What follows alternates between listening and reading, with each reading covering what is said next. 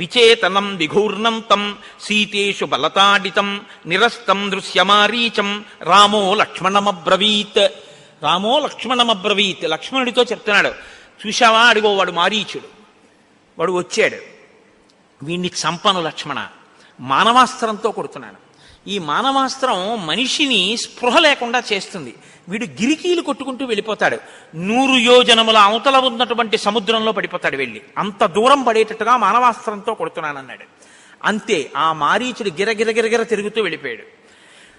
సంగృహ్యాస్త్రం తతో రామో దివ్యమాగ్నేయ సద్భుతం సుబాహూరసి చిక్షేప సవిద్ధ ప్రాపతద్భువి.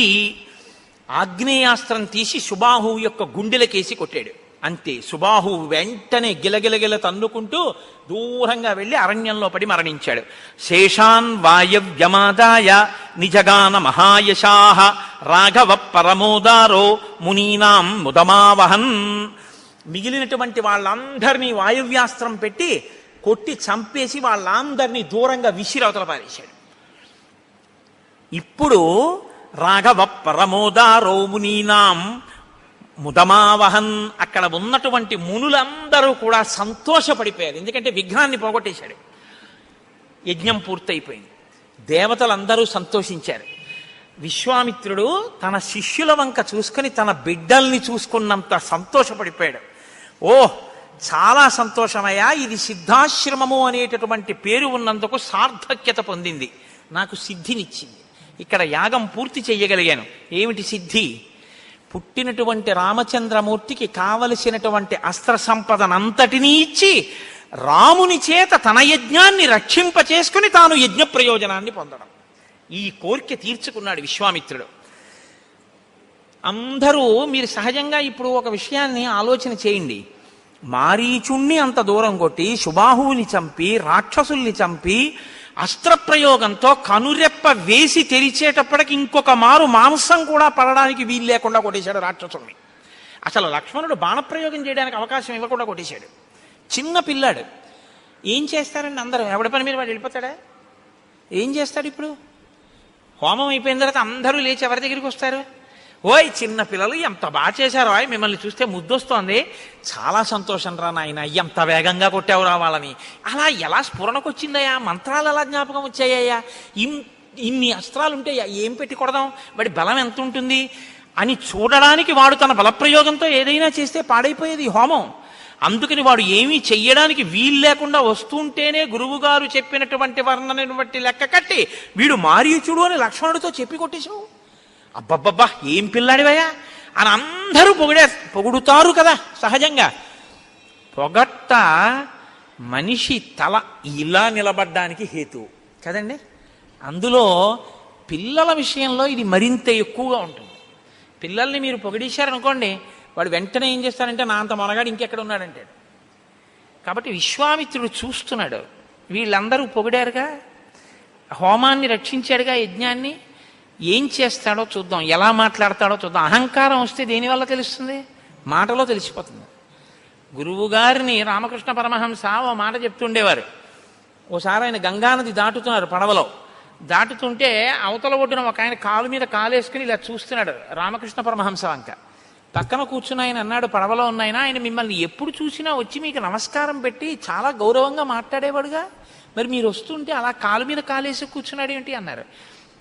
అంటే రామకృష్ణ పరమహంస అన్నారు, కాలు మీద కాలేసి కూర్చోవడం కాదు, నన్ను ఇప్పుడు పరమహంస అని పిలవడు, మీరు చూస్తూ ఉండండి, నేను గంగ ఒడ్డున దిగాక హలో ఠాకూర్ అంటే నన్ను ఎందుకో తెలుసా, అతనికి ఈ మధ్య డబ్బు కలిసి వచ్చింది అన్నాడు. ఆయన పడవ దిగారు, హలో ఠాకూర్ అన్నాడు ఆయన. అంటే మనుషుల యొక్క స్థితి అలా ఉంటుంది. ఏదైనా కలిసి వస్తే ఏ మహాపురుషుడి యొక్క అనుగ్రహమో మరిచిపోయి తల ఇలా పైకి లేస్తుంది. అందులో పిల్లలకి ఏం తెలుసండి, యుక్తాయుక్త విచక్షణ. చూస్తున్నాడు విశ్వామిత్రుడు. ఓసారి ఆ పిల్లల్ని రమ్మను అన్నాడు. ఇప్పుడు వచ్చి ఏం గురుగారు ఏంటి సంగతి, అది అయిపోయింది, ఇంకేమన్నా నెక్స్ట్ ఇంకేమన్నా కొట్టాలా అని అడిగాడు అనుకోండి, ఓహో చాలా ఎదిగిపోయావు రోయ్ అనుకోవాలి గురువుగారు కదా. వాళ్ళన్నారు, ఇద్దరు వచ్చి చేతులు కట్టుకుని నిలబడి, ఇమౌ స్మము నిషార్దూల కింకరౌ సముపస్థితౌ ఆజ్ఞాపయ యథేష్టం వై శాసనం కరవామకిం. గురువుగారు, ఇమౌస్మ మునిషార్దూల, మునులలో మహోత్తమమైన వాడా, కింకరవు సముపస్థితవు, మీ దగ్గర నిలబడిన వాళ్ళు ఎవరో తెలుసా? మీ కింకరులు నిలబడ్డారని గుర్తించండి. కింకరులంటే ఆ పని నేను చెయ్యడమా, పని నేను చెయ్యకపోవడమా అని ఆలోచించకుండా ఈ పని చెయ్యడం వల్ల గురువుగారికి సంతోషం కలుగుతుందని ఆలోచించినంత మాత్రం చేత ఆ పనిని చేసేసి దాని వలన సంతోషం పొందేయడమే. శంకర భగవత్పాదుల వారికి భంగధర వ్యాధి వచ్చింది. ఆయన ఇలా కూర్చుంటే ఒక పావుగంట ఆయన యొక్క పృష్ఠభాగంలోంచి కారిపోయిన నెత్తుటి చేత ఆయన కట్టుకున్న కాషాయ వస్త్రం ముద్దయిపోయేది రక్తంతో. ఆయన వెంటనే లేచి ఆ వస్త్రం విడిచిపెట్టి ఇంకో స్నానం చేసి ఇంకో వస్త్రం కట్టుకునేవారు. హస్తామలకాచార్యులు, తోటకాచార్యులు వారికి పని ఏమిటంటే ఈ బట్ట పట్టుకెళ్ళడం, ఉతకడం, ఆరేయడం, అంతే. ఇప్పుడు గురువుగారి నెత్తుటి బట్టలు రోజు పట్టుకెళ్ళి నేను జాడించడం ఏమిటి, నేను ఆరాయడం ఏమిటి, ఎంత శుశ్రూషకైనా అర్థం బద్దం ఉంటుంది ఏమిటి, నేను పట్టుకెళ్ళి ఆ బట్టలన్నీ ఆరాయడం ఏమిటి అని అనుకున్నారనుకోండి, శంకరాచార్యులు వారు అనుగ్రహించవలసిన పని లేదు. తోటకాచార్యులు వారు సహజంగా తెలివైన వారేం కాదు. పద్మపాదాచార్యులు వారు బాగా తెలివైన ఆయన ఒకసారి పాఠం చెప్పేటప్పుడు శంకరాచార్యులు వారు తోటకాచార్యులు వారు రాలేదని ఆగారు. వాడు ఏమంత బుద్ధిశాలని పాఠం ఆపారు, వాడు వింటే మాత్రం వస్తుందా, చెప్పేయండి పాఠం అన్నారు. ఓహో, ఇంత అహంకారమా అనుకున్నారు. ఒక్క సంకల్పం చేశారంతే. ఇక్కడ కూర్చుని శంకర భగవత్పాదుల వారు, తోటకాచార్యుల వారికి గొప్ప శక్తి వచ్చేసింది అంతే. వస్తూనే విదిత కిల్ల శాస్త్ర సుధా జల్లదే మహితోపనిషత్ కదితార్థ నిధే, తోటకాష్టకం ఉంది కదండి, దాంతో భవశంకర దేశికమే శరణం. ఇవాల్టికి కూడా అన్ని పీఠాలలో శంకర భగవత్పాదులకి నమస్కారం చేయాలంటే తోటకాష్టకమే. తోటకాష్టకంతో నమస్కారం చేసి వంగి భూమిని ముట్టుకుంటుంటాం. నేను ఈ సంవత్సరం అంటే ఇక్కడికి వచ్చేసాను, కానీ వైశాఖ శుక్ల పంచమికి శంకర భగవత్పాదులకి శంకర జయంతి మా కాకినాడ పట్టణంలో చేస్తే ప్రతిరోజు సాయంకాలం పొద్దున్న ఈ తోటకాష్టకంతో శంకర భగవత్పాదుల ముందు భూమిని ముట్టుకుని నమస్కారం చేసి అష్టకం చేస్తుంటాం. కాబట్టి గురువు వినయానికి లొంగిపోతాడు. కాబట్టి ఎలా మాట్లాడుతున్నాడో చూడండి రాముడు. ఇమౌస్మము నిషార్దూల కింకరౌ సముపస్థితౌ ఆజ్ఞాపయ యథేచ్ఛం వై శాసనం కరవామకిం. ఈ పని చెప్పడమా, ఈ పని చెప్పకపోవడమా అన్న ఆలోచన ఎప్పుడూ రానివ్వద్దు మీ కింకరులం. యథేచ్ఛం వై, మీ ఇష్టం వచ్చినట్టు ఆజ్ఞాపించండి. శాసనం కరవామకిం, మీరు ఒకటి చెప్పాక అది అలా చెయ్యాలంటారా, అండం ఉండదు. ఇంకా అది శాసనం. మాకు శాసనం చేసేవాడు ప్రభువు, తాను రాజకుమారుడు, తానంటున్నాడు మీది మాకు శాసనం. ఇది గురుభక్తి అంటే. శ్రీరామాయణం మనకి గురుభక్తిని నేర్పుతుందండి. ఒక గురువుగారి దగ్గరికి వెళ్ళడం అంటే, ఒక గురువుగారి దగ్గర నిలబడడం అంటే, ఒక గురువుగారితో మాట్లాడడం అంటే, గురువు శక్తిని తెలుసుకోవడం అంటే, రామాయణం మీకు జీర్ణమైతే మీ స్థితి మారిపోతుంది. అంత గొప్పగా మాట్లాడుతుంది రామాయణం. అందుకే రామచంద్రమూర్తి అంటే రాశీభూతమైనటువంటి వినయం. సరే, ఎంతో సంతోషించాడు. సంతోషించి అన్నాడు, నాయనా నేను ఇక్కడ జరిగేటటువంటి యజ్ఞం కోసం ఇక్కడికి వచ్చాను, తిరిగి నేను హిమవత్ పర్వత ప్రాంతానికి వెళ్ళిపోతాను. ప్రస్తుతం మిథిలాధిపతి అయినటువంటి జనక మహారాజు గారు చేసేటటువంటి యజ్ఞాన్ని చూడ్డానికి వెళ్తున్నాను, నువ్వు కూడా నాతో వస్తే బాగుంటుంది, మనం వెడదాం అన్నాడు. ఇప్పుడు ఏదో తోచి తోడసనమ్మ తోడికోడలు పుట్టింటికి వెళ్ళిందని నేను వెడుతున్నాను జనక మహారాజు గారి యజ్ఞం చూడడానికి, నువ్వు నాతో రా అంటే ఏమైనా బాగుంటుందండి? అది విశ్వామిత్రుడు మాట్లాడవలసిన మాట కాదది. విశ్వామిత్రుడు వచ్చింది ఎందుకు? 2 కారణాలకు వచ్చాడు. సమస్త అస్త్ర సంపద రాముడికి ఇవ్వాలి. నామకరణం వశిష్ఠుడు చేసేశాడు. రాముడికి కళ్యాణం తను చెయ్యాలి. అందుకే తస్య చింతయమానస్య మంత్రి మధ్యే మహాత్మనః అభ్యాగచ్చన్ మహాతేజ విశ్వామిత్రో మహాముని అని కదా అన్నారు నిన్న వాల్మీకి మహర్షి. పెళ్లి గురించి మాట్లాడుతుంటే వచ్చాడు ఆయన, ఎందుకంటే అది నీ సబ్జెక్ట్ కాదు, నాది. ఇప్పుడు సీతా కళ్యాణం చెయ్యాలి. అందుకని యావై నీకు పెళ్లి చేస్తాను రమ్మంటే రాముడు ఏమంటాడు? నిన్ననే చెప్పాడు, తాటక మీద బాణం వేయమంటే పితుర్వచన నిర్దేశాత్ పితుర్వచన కారణాత్ ఏమంటాడు? అది మా నాన్నగారు చూడవలసిన విషయం అండి అంటాడు. ఇప్పుడు తనేమవుతాడు? కాబట్టి నీకు పెళ్లి చేస్తాను రమ్మని పిలవకూడదు గురువుగారు, అది వాళ్ళ నాన్నగారు చూడవలసిన పని కోడల్ని. కాబట్టి ఏమని పిలవాలి? క్షత్రియులని ఏ మాట ఆకర్షిస్తుందో దానికి పిలవాలి. కాబట్టి ఎంత ఏమి విశ్వామిత్రుడండి! అసలు విశ్వామిత్రుడి మాట తీరు చూస్తే రామాయణంలో మహానుభావ ఏమి వాక్ సంపదయా అనిపిస్తుంది. అద్భుతం ధనురత్నంచ తత్ర తత్ర తద్ద్రష్టుమర్హసి నాయనా రామ, మిథిలా నగరంలో జనక మహారాజు గారి యొక్క అంతఃపురంలో శివధనస్సు ఉంది. ఎంత గొప్ప ధనస్సో తెలుసా? దాన్ని రోజు ధూపం వేసి పుష్పాలతో పూజ చేస్తారు. ఆ ధనస్సు అంటే సామాన్యమైంది కాదు. దాన్ని దేవతలు ఇచ్చారు ఒక యజ్ఞంలో. దాన్ని ఎక్కువ పెడదామని చాలామంది ప్రయత్నం చేశారయ్యా. ఎందుకు ఎక్కువ పెడదాం అనుకున్నారో తను చెప్పలేదండోయ్. ఎందుకో తెలుసా? అది ఎక్కువ పెడితే సీతమ్మని ఇస్తాట జనకుడు అని అనుకోండి, మనకెందుకు లేండి, ఆ గొడవ మా నాన్నగారు చూస్తారంటాడు. అందుకని అది చెప్పలేదు విశ్వామిత్రుడు. ధనస్సు ఎక్కువ పెట్టడం చెప్పాడంతే. ఏది చెప్పకపోతే తప్ప? మరి సీతమ్మ గురించి చెప్పకపోవడం తప్పు కదండి. అంటే ఆయనకి అప్పుడు ఆయన ఏమంటాడంటే, బ్రహ్మచారికి నాకెందుకు ఆ విషయం, వాళ్ళ నాన్నగారు చూసుకోవాల్సిన విషయం, నేను ధనస్సు గురించే చెప్పానయా అంటాడు. విశ్వామిత్రుడికి మనం చెప్పలేము, ఆయన ధర్మాత్ముడు. కాబట్టి ఎంత గమ్మత్తుగా అన్నాడంటే, నాస్య దేవా నగంధర్వా నాసురా నచరాక్షసా కర్తుమారోపణం శక్త నకథంచ నమానుషా. ఎంత గమ్మత్తుగా మాట్లాడాడో చూడండి. ఆ ధనస్సు ఎక్కువ పెడదామని చాలామంది చూశారు రామా. దాన్ని దేవతలు చూశారు, గంధర్వులు చూశారు, అసురులు చూశారు, రాక్షసులు చూశారు. ఎవరూ ఎక్కువ పెట్టలేకపోయారు. నకథంచ నమానుషా, ఇంకా మనుషులేమి ఎక్కువ పెడతారులే అన్నాడు. అంటే రాముడు పౌరుషవంతుడు. క్షత్రియుడు పౌరుషహీనుడైతే అలా పనికొస్తుందండి. అది ఉత్తమ గుణం. భూపసభాంతరాళమున పుష్కళమక్చతురత్తమాది బాహాపటు శక్తియున్ యశమునందనురక్తియు ప్రకృతి సిద్ధగుణంబులు సజ్జనాళికిన్నంటాడు భర్తృహరి. ఉత్తప్పుడు మౌనంగా ఉండడం ఏమిటండి, ఈయనకి మాట్లాడడం వచ్చా అన్నట్టు ఉంటాడు. సభలోకి వెళ్ళి మాట్లాడా పుష్కళమక్చతురత్వము. అంతేగాని సభలోకి వెళ్ళి తలబడకూడదు, కిందకొచ్చి పుష్కలంగా మాట్లాడకూడదు. కాబట్టి ఎక్కడ ఏది ఉండాలో అది ఉండాలి, ఆ సంపద ఉండాలి. కాబట్టి రాముడికి ఈ మాట అన్న తర్వాత ఏంటి, మనుషులు ఎక్కువ పెట్టలేకపోవడం ఏంటి? గురువుగారు అలా అనకండి, నేను ఎక్కువ పెడతాననకూడదు. అలా అని గురువుగారి దగ్గర అధిక్షేపిస్తే ఎక్కువ పెడతావా అని, ఆ సమయమునకు నీకు ఆ బలము ద్యోతకమగుకుండుగాక అన్నాడు అనుకోని ఏమైపోతాడు? గురువుగారి దగ్గర అనక్కర్లేదు, అక్కడికి వెళ్ళాక గురువుగారిని ఆశీర్వచనం అడుగు, తథాస్తు అంటే ఎక్కువ పెట్టేస్తావు అంతే. కాబట్టి రాముడు ఊరుకున్నాడు. రాముడు గురువుగారు అలా అన్నారని ఎదిరించకూడదు. కానీ గురువుగారు ఇలా అంటున్నారేంటి, మనుషులు ఎవరూ ఎక్కువ పెట్టలేరంటున్నారేంటి, మనం చూడాలి అన్న ఉత్సాహం ఆ పిల్లాడికి రావాలి. అందుకని ఇలా అన్నాడు. అంటే ఇప్పుడు రాముడు అన్నాడు, గురువుగారు వెడదాం పదండి. ఇది కళ్యాణానికి తీసుకెళ్ళడానికి విశ్వామిత్ర మహర్షి వేసుకున్న ప్రణాళిక. ఇప్పుడు కలిసి బయలుదేరారు. బయలుదేరితేట విశ్వామిత్రుడు సిద్ధాశ్రమంలోంచి బయలుదేరితే మునులందరూ వెంట వచ్చి వీడ్కోలు పలికారు. బాగుంది. మృగపక్షి గణాశ్చైవా సిద్ధాశ్రమ నివాసినః అనుజగ్ముర్మహాత్మానం విశ్వామిత్రం మహామునిం నివర్తయామాస తతః పక్షి సంఘాన్ మృగానపి. పక్షులు మృగాలు కూడా ఆయనతో పాటే వచ్చేస్తున్నాయిట. నేను ఇది మీతో మనవి చేసింది. మహాపురుషుల యందు జంతువులు, ప్రకృతి అన్నీ అనుబంధం పెంచుకుంటాయి. విశ్వామిత్రుడు అన్నట్ట, కాదు కాదు, నేనంటే సిద్ధాశ్రమం నుంచి వెడుతున్నాను, మీరు ఇక్కడే ఉండండి అని వాళ్ళని వెనక్కి వెళ్ళిపోమన్నాక వెనక్కి వెళ్ళిపోయేట. కలిసి బయలుదేరారు. వెళ్ళిన తర్వాత శోణానదీ తీరంలో ఆ రోజు రాత్రి విశ్రమించారు.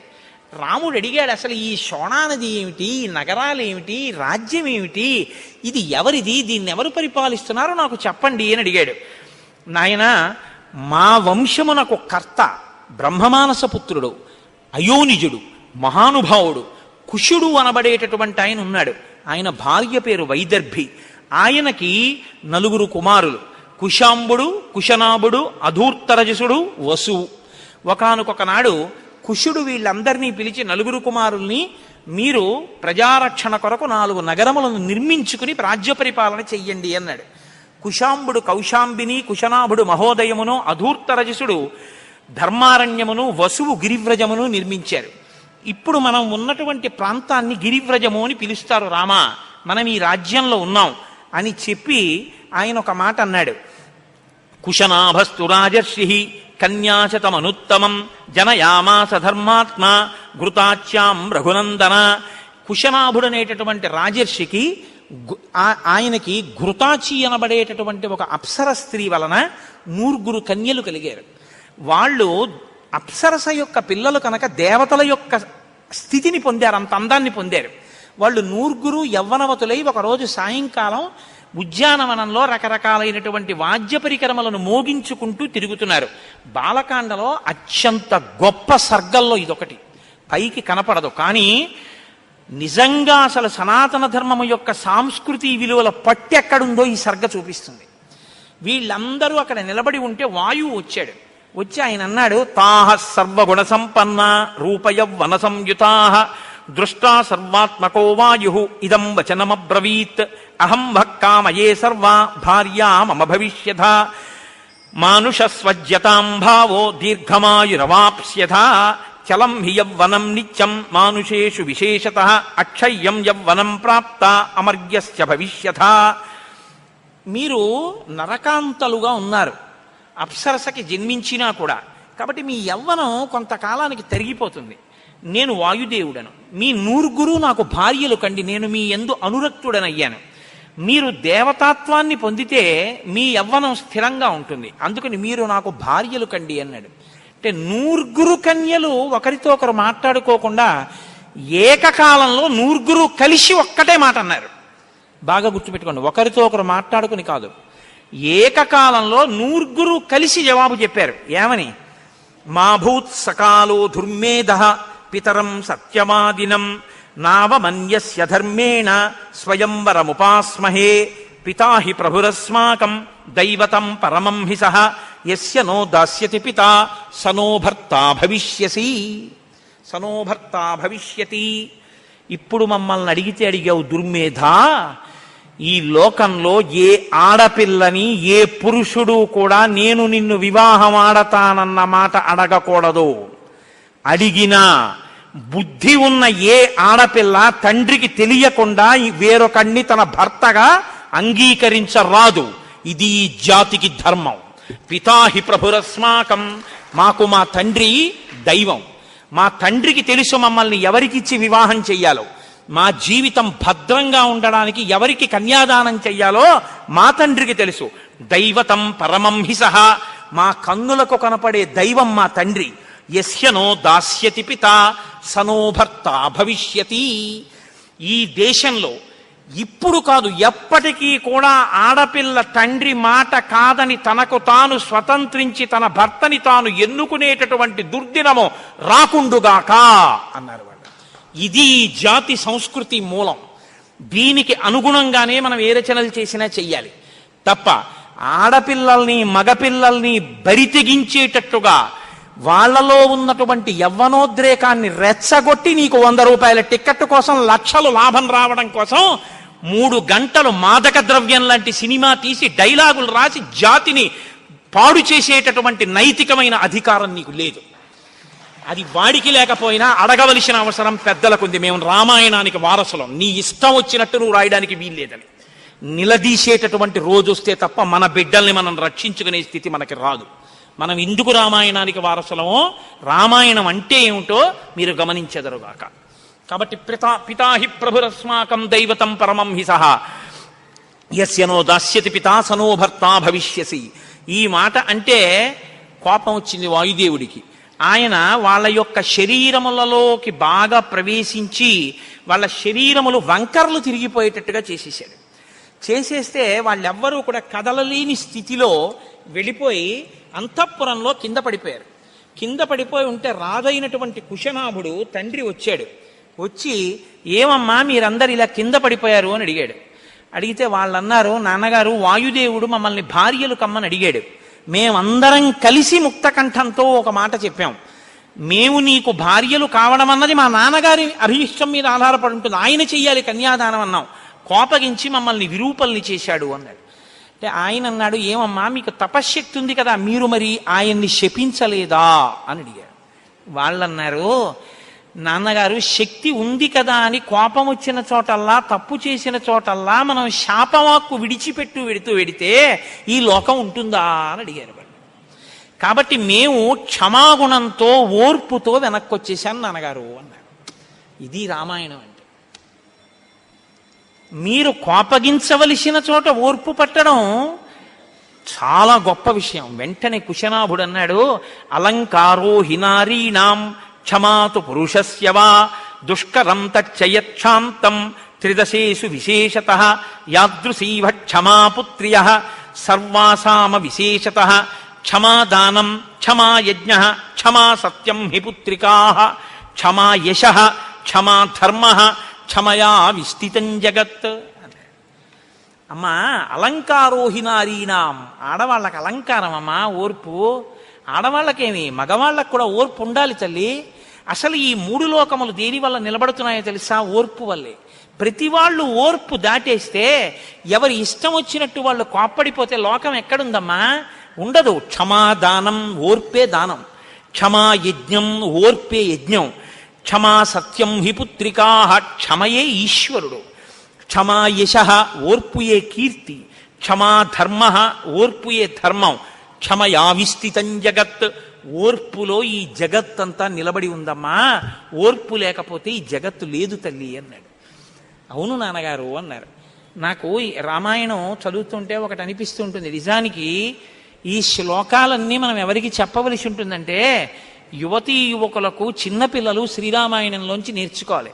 కానీ ఇవాళ మన జాతి దౌర్భాగ్యం ఏమిటంటే, శ్రీరామాయణంలో ఉందిరా అని మంచి మాట చెప్పడానికి కూడా వీల్లేదు. రామాయణంలోది పిల్లలకి చెప్పకూడదు, భాగవతంలోది చెప్పకూడదు, భారతంలోది చెప్పకూడదు, ఏది చెప్పకూడదు. ఏది చెప్పచ్చు? వాడు ఏది పాడైపోతాడో అది చూపించినా అడిగేవాడు ఉండడు. అది మన స్థితి ఇవాళ. కాబట్టి ఈ మాటలు అన్నాడు. అన్న తరువాత కొంతకాలం అయింది. ఇప్పుడు ఈ పిల్లలకి కన్యాదానం చెయ్యాలి కదా. ఆయన ఒక వరుణ్ణి నిర్ణయించాడు తండ్రి. ఇది తండ్రి నిర్ణయించడం అంటే. తండ్రి యోగ్యతాయోగ్యతల్ని నిర్ణయించడం అంటే ఎలా ఉంటుందో చూడండి. తస్యాహ ప్రసన్నో బ్రహ్మర్షి దదౌ పుత్రమనుత్తమం బ్రహ్మదత్త ఇతి ఖ్యాతం మానసం చూళినస్సుతం. పూర్వకాలంలో మహానుభావుడైనటువంటి వాడు చూళి అనబడేటటువంటి ఒక మహర్షి ఉండేవారు. ఆయన నిరంతర తపస్సులో ఉండేవారు. ఒక గంధర్వకాంత, ఆమె పేరు సోమద. ఆమె ప్రతిరోజు ఆయనకి పరిచర్య చేసేది. ఆవిడ ఎందుకు చేస్తోందో ఆయన అడగలేదు. ఆవిడ చాలా కాలం పరిచర్య చేసింది. ఆయన తపస్సు చేసుకున్నారు. ఆయన ఒకనాడు అడిగారు, నువ్వు నాకు ఇంత సేవ చేస్తున్నావు, నీకు వివాహం కాలేదు, నువ్వు హాయిగా సంతోషంగా భర్తని స్వీకరించి ఉండొచ్చు, నువ్వు ఎందుకు నాకు ఇంత సేవ చేస్తున్నావమ్మా అని అడిగారు. అంటే ఆవిడంది, నీ వలన నాకు బ్రహ్మవేత్త అయినటువంటి కుమారుడు కావాలి అని అడిగారు. ఆయన అన్నాడు, తప్పకుండా నువ్వు చేసిన సేవకి నీకు అనుగ్రహిస్తానని. మనసా, బాగా జ్ఞాపకం పెట్టుకోండి, ఇతరమైనటువంటి మైథున ప్రక్రియ చేత కాదు, మనస సంకల్పశక్తి చేత ఆమెకి ఒక కుమారుణ్ణి కటాక్షించాడు. ఆ పిల్లవాడి పేరు బ్రహ్మదత్తుడు. ఆమె మహర్షిని సేవించి పొందింది కనుక మహాత్ముడైనటువంటి కుమారుడు లభించాడు. ఆయన బ్రహ్మదత్తుడు గొప్ప బ్రహ్మవేత్త. ఆయన్ని తీసుకొచ్చి 100 కన్యాదానం చేశాడు. 100 కన్యాదానం చేస్తే పాణిగ్రహణం చేయాలి, చెయ్యి పట్టుకోవాలి. ఆయన ఒక్కొక్కరి చెయ్యి పట్టుకున్నాడు. బ్రహ్మవేత్త అయినటువంటి వాడు చెయ్యి పట్టుకునేటప్పటికి లోపల వాళ్ళకి వంకర్లు కల్పించిన వాయువుకి అలా నిలబడలేక సరిగ్గా ప్రసరించాడు. వాళ్ళు 100 సౌందర్య రాసులైపోయారు. అత్తగారైనటువంటి సోమద పరమ సంతోషంతో కౌగిలించుకుని కోడళ్ళని ఇంటికి తీసుకుని వెళ్ళింది. ఇది కథ. అంటే పుత్రుడి గొప్పతనానికి తల్లి ఎక్కడ శ్లాఘించాలో చూపించింది శ్రీరామాయణం. ఇంటికి వచ్చినటువంటి కోడలకి వంకర్లు లేకపోయినా వంకర్లు చూడడం కాదు, ఇంటికి వచ్చినటువంటి కోడలకి ఎక్కడైనా చిన్న లోటు ఉంటే దాన్ని కొడుకు చేత కప్పబడేటట్టు చేసి ఆమె పూజనీయురాలయ్యేటట్టు చేసేటట్టుగా ఉన్నటువంటి సమర్థతతో కొడుకుకి అటువంటి బోధ చేసి ఉద్ధరించగలిగిన అత్తగారు ఈ జాతికి అదృష్టం. అటువంటి అత్తగారు ఉండాలి అని కోరుకున్నారు. కాబట్టి అత్త, కోడలు, కూతురు, తండ్రి కన్యాదానం, వరించడం, ప్రేమ, వ్యవహారం, స్వైరవిహారం అన్నీ 2 సర్గల్లోకి తీసుకొచ్చి పెట్టారు మహర్షి. కుశనాభోపాఖ్యానాలు. ఎవరికి చెప్తున్నారండి ఇవన్నీ? రాముడికి. నేను అందుకే మీతో మనవి చేశా, స్నాతకం చేశాడు విశ్వామిత్రుడని. వింటున్నాడు అలాగా అని. ఎలా మాట్లాడాలో, ఆడపిల్లని ఏది అడగకూడదో, ఆడపిల్ల అంటే ఎంత గొప్పదో ఎలా స్వీకరించాలో, ఎలా నిలబెట్టుకోవాలో, తాను ఎలా భార్య మనసు చూరగొనాలో, కళ్యాణం చేసుకోబోయేటటువంటి రాముడు పెళ్లి కొడుకుగా గృహస్థాశ్రమం గురించి బాగా నేర్చుకునేటట్టు అతనితోనే ప్రశ్న వేయించి చెప్పకుండా చెప్తున్నాడు విశ్వామిత్రుడు. నువ్వు పెళ్లి చేసుకుంటే ఇలా ఉండాలని చెప్పట్లేదు, అక్కడికి తీసుకెళ్లి కూర్చోబెడుతున్నాడు. ఇదేమిటి అంటున్నాడు. అక్కడ ఒక కథ చెప్తున్నాడు. ఇప్పుడు ఆ కథ నాటుకుంటోంది. ఓ ఇలా ఉండాలన్నమాట అని నేర్పుతున్నాడు. ఇది ఎదర రాముణ్ణి ఏకపత్ని వ్రతుణ్ణి చేసింది. ఇది రాముణ్ణి అంతటి ఉదాత్తమైనటువంటి వ్యక్తిగా తయారు చేసింది. ఒక గురువు ఒక శిష్యుణ్ణి ఎలా తయారు చేయగలడో విశ్వామిత్రుడు చూపిస్తుంటాడు లోకానికి. అప్పుడు ఎంతో సంతోషంగా ఈ వ్యవహారం నడిచిపోయిన తర్వాత ఆయన చెప్తున్నాడు, మా వంశానికంతటికీ కూడా కర్త కుశుడు. ఆ కుశుని యొక్క కుమారుడైనటువంటి కుశనాభుడు ఒకానొకప్పుడు తన 9 కుమార్తెలకి కూడా వివాహం చేసి పంపించేసిన తర్వాత కొడుకు కోసమని పుత్రకామేష్టి చేశాడు. ఆ పుత్రకామేష్టి చేసే సమయంలో మా తాతగారు అంటే కుశనాభుని యొక్క తండ్రి ఆయన వచ్చి ఒక మాట చెప్పాడు, నాయనా నీకు యోగ్యమైనటువంటి కొడుకు, నువ్వు కోరుకుంటున్నటువంటి లక్షణాలున్న కొడుకు ఈ పుత్రకామేష్టి వల్ల కలుగుతాడు అని వరమిచ్చి జగామాకాశమావిశ్య బ్రహ్మలోకం సనాతనం ఆయన బ్రహ్మలోకానికి వెళ్ళిపోయాడు. కస్యచిత్ తదకాలస్య కుశనాభస్య ధీమతః జిజ్ఞే పరమధర్మిష్టో గాధిరిత్యేవ నామతః. పుత్రకామేష్టి చేయడం వల్ల మా తాతగారైనటువంటి కుశనాభుడికి గాధి అనబడేటటువంటి కుమారుడు జన్మించాడు. ఆ గాధి మా తండ్రి. ఆ గాధికి నేను జన్మించాను కాబట్టి మా తండ్రి గారు ఆయన. సపితామ మకాకుత్స గాధి పరమధార్మిక కుశవంశ ప్రసూతోస్మి కౌశికో రఘునందన. ఆ కుశుని యొక్క వంశంలో నేను పుట్టాను కాబట్టి నన్ను కౌశికుడు అని పిలుస్తూ ఉంటారు. పూర్వజా భగినీ చాపి మమ రాఘవ సువ్రత నామ్నా సత్యవతీ నామా రుచీకే ప్రతిపాదిత సశరీరా గతా స్వర్గం భర్తారం అనువర్తిని కౌశికీ పరమోదారా ప్రవృత్తా చ మహానదీ దివ్యా పుణ్యోదకా రమ్యా హిమవంతం ఉపాశ్రిత లోకస్య హితకామార్థం ప్రవృత్తా భగినీ మమ తతోహం హిమవత్పార్శ్వే వసామి నిరతః సుఖం భగిన్యాం స్నేహ సంయుక్త కౌశిక్యాం రఘునందన సాతు సత్యవతీ పుణ్యా సత్యే ధర్మే ప్రతిష్ఠిత పతివ్రత మహాభాగా కౌశికీ సరితాంబరా. నాయనా రామచంద్ర, నీకు నేను ఒక విషయం చెప్తున్నాను. నాకొక అక్కగారుంది, ఆవిడ పేరు సత్యవతి. మా అక్కయ్యని మా బావ రుచీకుడికిచ్చి వివాహం చేశాడు మా నాన్నగారు. కొంతకాలం అయిపోయిన తర్వాత మా అక్క భర్త గారు స్వర్గలోకానికి బయలుదేరాడు. మా అక్క ఎంత గొప్పదంటే సశరీరంగా మా బావని అనుగమించి స్వర్గలోకానికి వెళ్ళింది. వెళ్ళి తాను నదీస్వరూపంలో ఉండి లోకాన్ని ఉద్ధరించాలి అని ఆమె కూడా కుశుని యొక్క వంశంలో పుట్టింది కాబట్టి కౌశికి అన్న పేరుతో హిమాలయ పర్వత ప్రాంతంలో ప్రవహిస్తుంటుంది.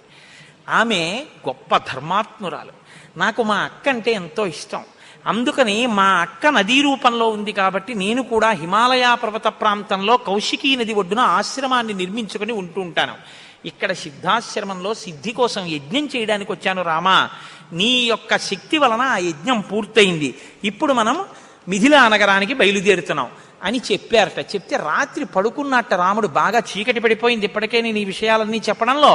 చూశావా గుడ్లగూబలు అరుస్తున్నాయి, చూశావా ఆ రాత్రి వేళ ఎగిరేటటువంటి పక్షులు ఎగురుతున్నాయి, నరమాంసభక్షకులైన రాక్షసులు తిరుగుతున్నారు, చంద్రోదయం అయిపోయింది, రామా ఇంకా నిద్రపోవు అన్నాడు. అంత చీకటి పడిపోయిందని తెలియలేదు ఆయన చెప్తుంటే తన వంశం గురించి. అంత గొప్పగా చెప్పాడు. ఇప్పుడు రాముడు పడుకున్నట్ట మునులు అన్నారట, కౌశికులు ఎందలో పుట్టారు, కానీ విశ్వామిత్ర నువ్వు పుట్టి నీ వంశం ధన్యమైందయా. ఏమి అక్క, ఏమి మహానుభావులు, ఏమి కుశనాభుడు, ఏమి ధర్మం, లోకానికి ధర్మం నేర్పిందయా మీ కుటుంబం అన్నారట. రాముడు పడుకున్నాడు కానీ ఆ ఆడపిల్లలు వాయువు అడగడం, కాదనడం, బ్రహ్మర్షిత్వం, విశ్వామిత్రుడు పుట్టడం, ఆ కౌశికి భర్తని అనుగమించడం, స్వర్గలోకానికి వెళ్ళడం, నదీస్వరూపాన్ని పొందడం, ఏమి ఆడవాళ్ళు, ఏమి ఔన్నత్యం, ఎటువంటి ధార్మిక నిష్ట, లోపల ఇవన్నీ ఆలోచిస్తూ ఎప్పుడో రాముడికి కనురెప్ప పడిందిట. అంత మనసులో నాటుకునేటట్టు చెప్తాడు. ఇప్పుడు బయలుదేరి గంగానదిని దాటుతున్నారు. దాటుతుంటే ఏమి ఈ నది అని అడిగాడు. అడిగితే ఆ గంగానది ఆవిర్భావం గురించి చెప్తూ అత్యద్భుతమైనటువంటి ఘట్టాన్ని ఒకదాన్ని ఇప్పుడు రామచంద్రమూర్తితో విశ్వామిత్ర మహర్షి చెప్తున్నారు. ఇది శ్రీరామాయణంలోనే అత్యంత శక్తివంతమైన పరమాద్భుతమైనటువంటి ఘట్టములలో ఒకటి. షణ్ముఖోత్పత్తి అంటారు. ఇది ఎంత శక్తివంతం అంటే గర్భిణీ స్త్రీలు కానీ ఈ సర్గల్ని పారాయణ చేస్తే తప్పకుండా వాళ్ళకి సంతానం కలుగుతుంది, సంతానం ఉత్తమమైన సంతానం కలుగుతుంది, ఎటువంటి సమస్యలు లేకుండా వాళ్ళకి ప్రసవం అవుతుంది. అంత శక్తి ఇందులోనే ఉంది. ఇందులోనే వాల్మీకి మహర్షి కుమార సంభవం అన్న మాట వాడారు. పెద్దవాళ్ళు ఏం చెప్తారంటే, వాల్మీకి మహర్షి అసలు ఎప్పుడూ ఫలశ్రుతి చెప్పరు, ఈ సర్గ చదివితే ఇది వస్తుందని చెప్పరు. అట్లాంటి వాల్మీకి మహర్షి గంగావతరణానికి షణ్ముఖోత్పత్తికి ఫలశ్రుతి చెప్పారు. అత్యంత శక్తివంతమైన ఘట్టాలలో షణ్ముఖోత్పత్తి ఒకటి. ఇది విన్నవాళ్ళు సుబ్రహ్మణ్య లోకాన్నే పొందుతారు అంటారు. అంత శక్తివంతం. ఇందులో కుమార సంభవం అన్న మాట వాల్మీకి మహర్షి వాడారు. దీన్నే కాళిదాస్ గారు తీసుకున్నారు. తీసుకుని కుమార సంభవం అన్న గ్రంథాన్ని ఆయన ఆ పేరుతోనే రచన చేశారు. కానీ ఇప్పటికీ గర్భిణీ స్త్రీలు పారాయణ చేస్తే ఈ షణ్ముఖోత్పత్తినే వింటూ ఉంటారు. కాబట్టి ఇప్పుడు మీరు అవధరించండి. పురారామకృతోద్వాహో నీలకంఠో మహాతపాః దృష్ట్వాచ స్పృహయా దేవీం మైథునాయోపచక్రమే అంటూ మొదలుపెట్టారు విశ్వామిత్ర మహర్షి. నాయనా రామా, నీకు అంగదేశం గురించి చెప్పాను.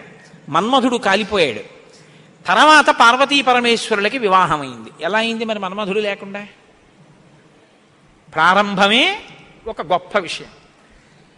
అందరి మీద బాణాలు వెయ్యాలి అంటే చేతిలో చెరుకు విల్లు 5 పుష్ప బాణాలు పట్టుకుని బాణాలు వేసేటటువంటి మన్మధుడు నేను బాణాలు వేసి అందరిలోనూ కామ ప్రచోదనం చెయ్యగలనన్న అహంకారంతో అదే పుష్ప బాణాల్ని తీసుకెళ్లి పరమశివుడి మీద కూడా వేసి ఆయన మనసు కదిపి పార్వతీదేవి యందు అనురక్తుడయ్యేటట్టు చెయ్యగలననేటటువంటి అహంకార బుద్ధితో ఒక్క బాణాన్ని తీసి ప్రయోగించడానికి సిద్ధపడేటప్పటికే బహిర్ముఖుడైనటువంటి పరమశివుడు కనుతెరిచి చూసి తన మీదే బాణ ప్రయోగానికి సిద్ధపడుతున్న మన్మధుడి మీద ఆగ్రహం చెంది 3వ కన్ను తెరిస్తే భస్మ రాశి అయి మన్మధుడు కింద పడిపోయాడు.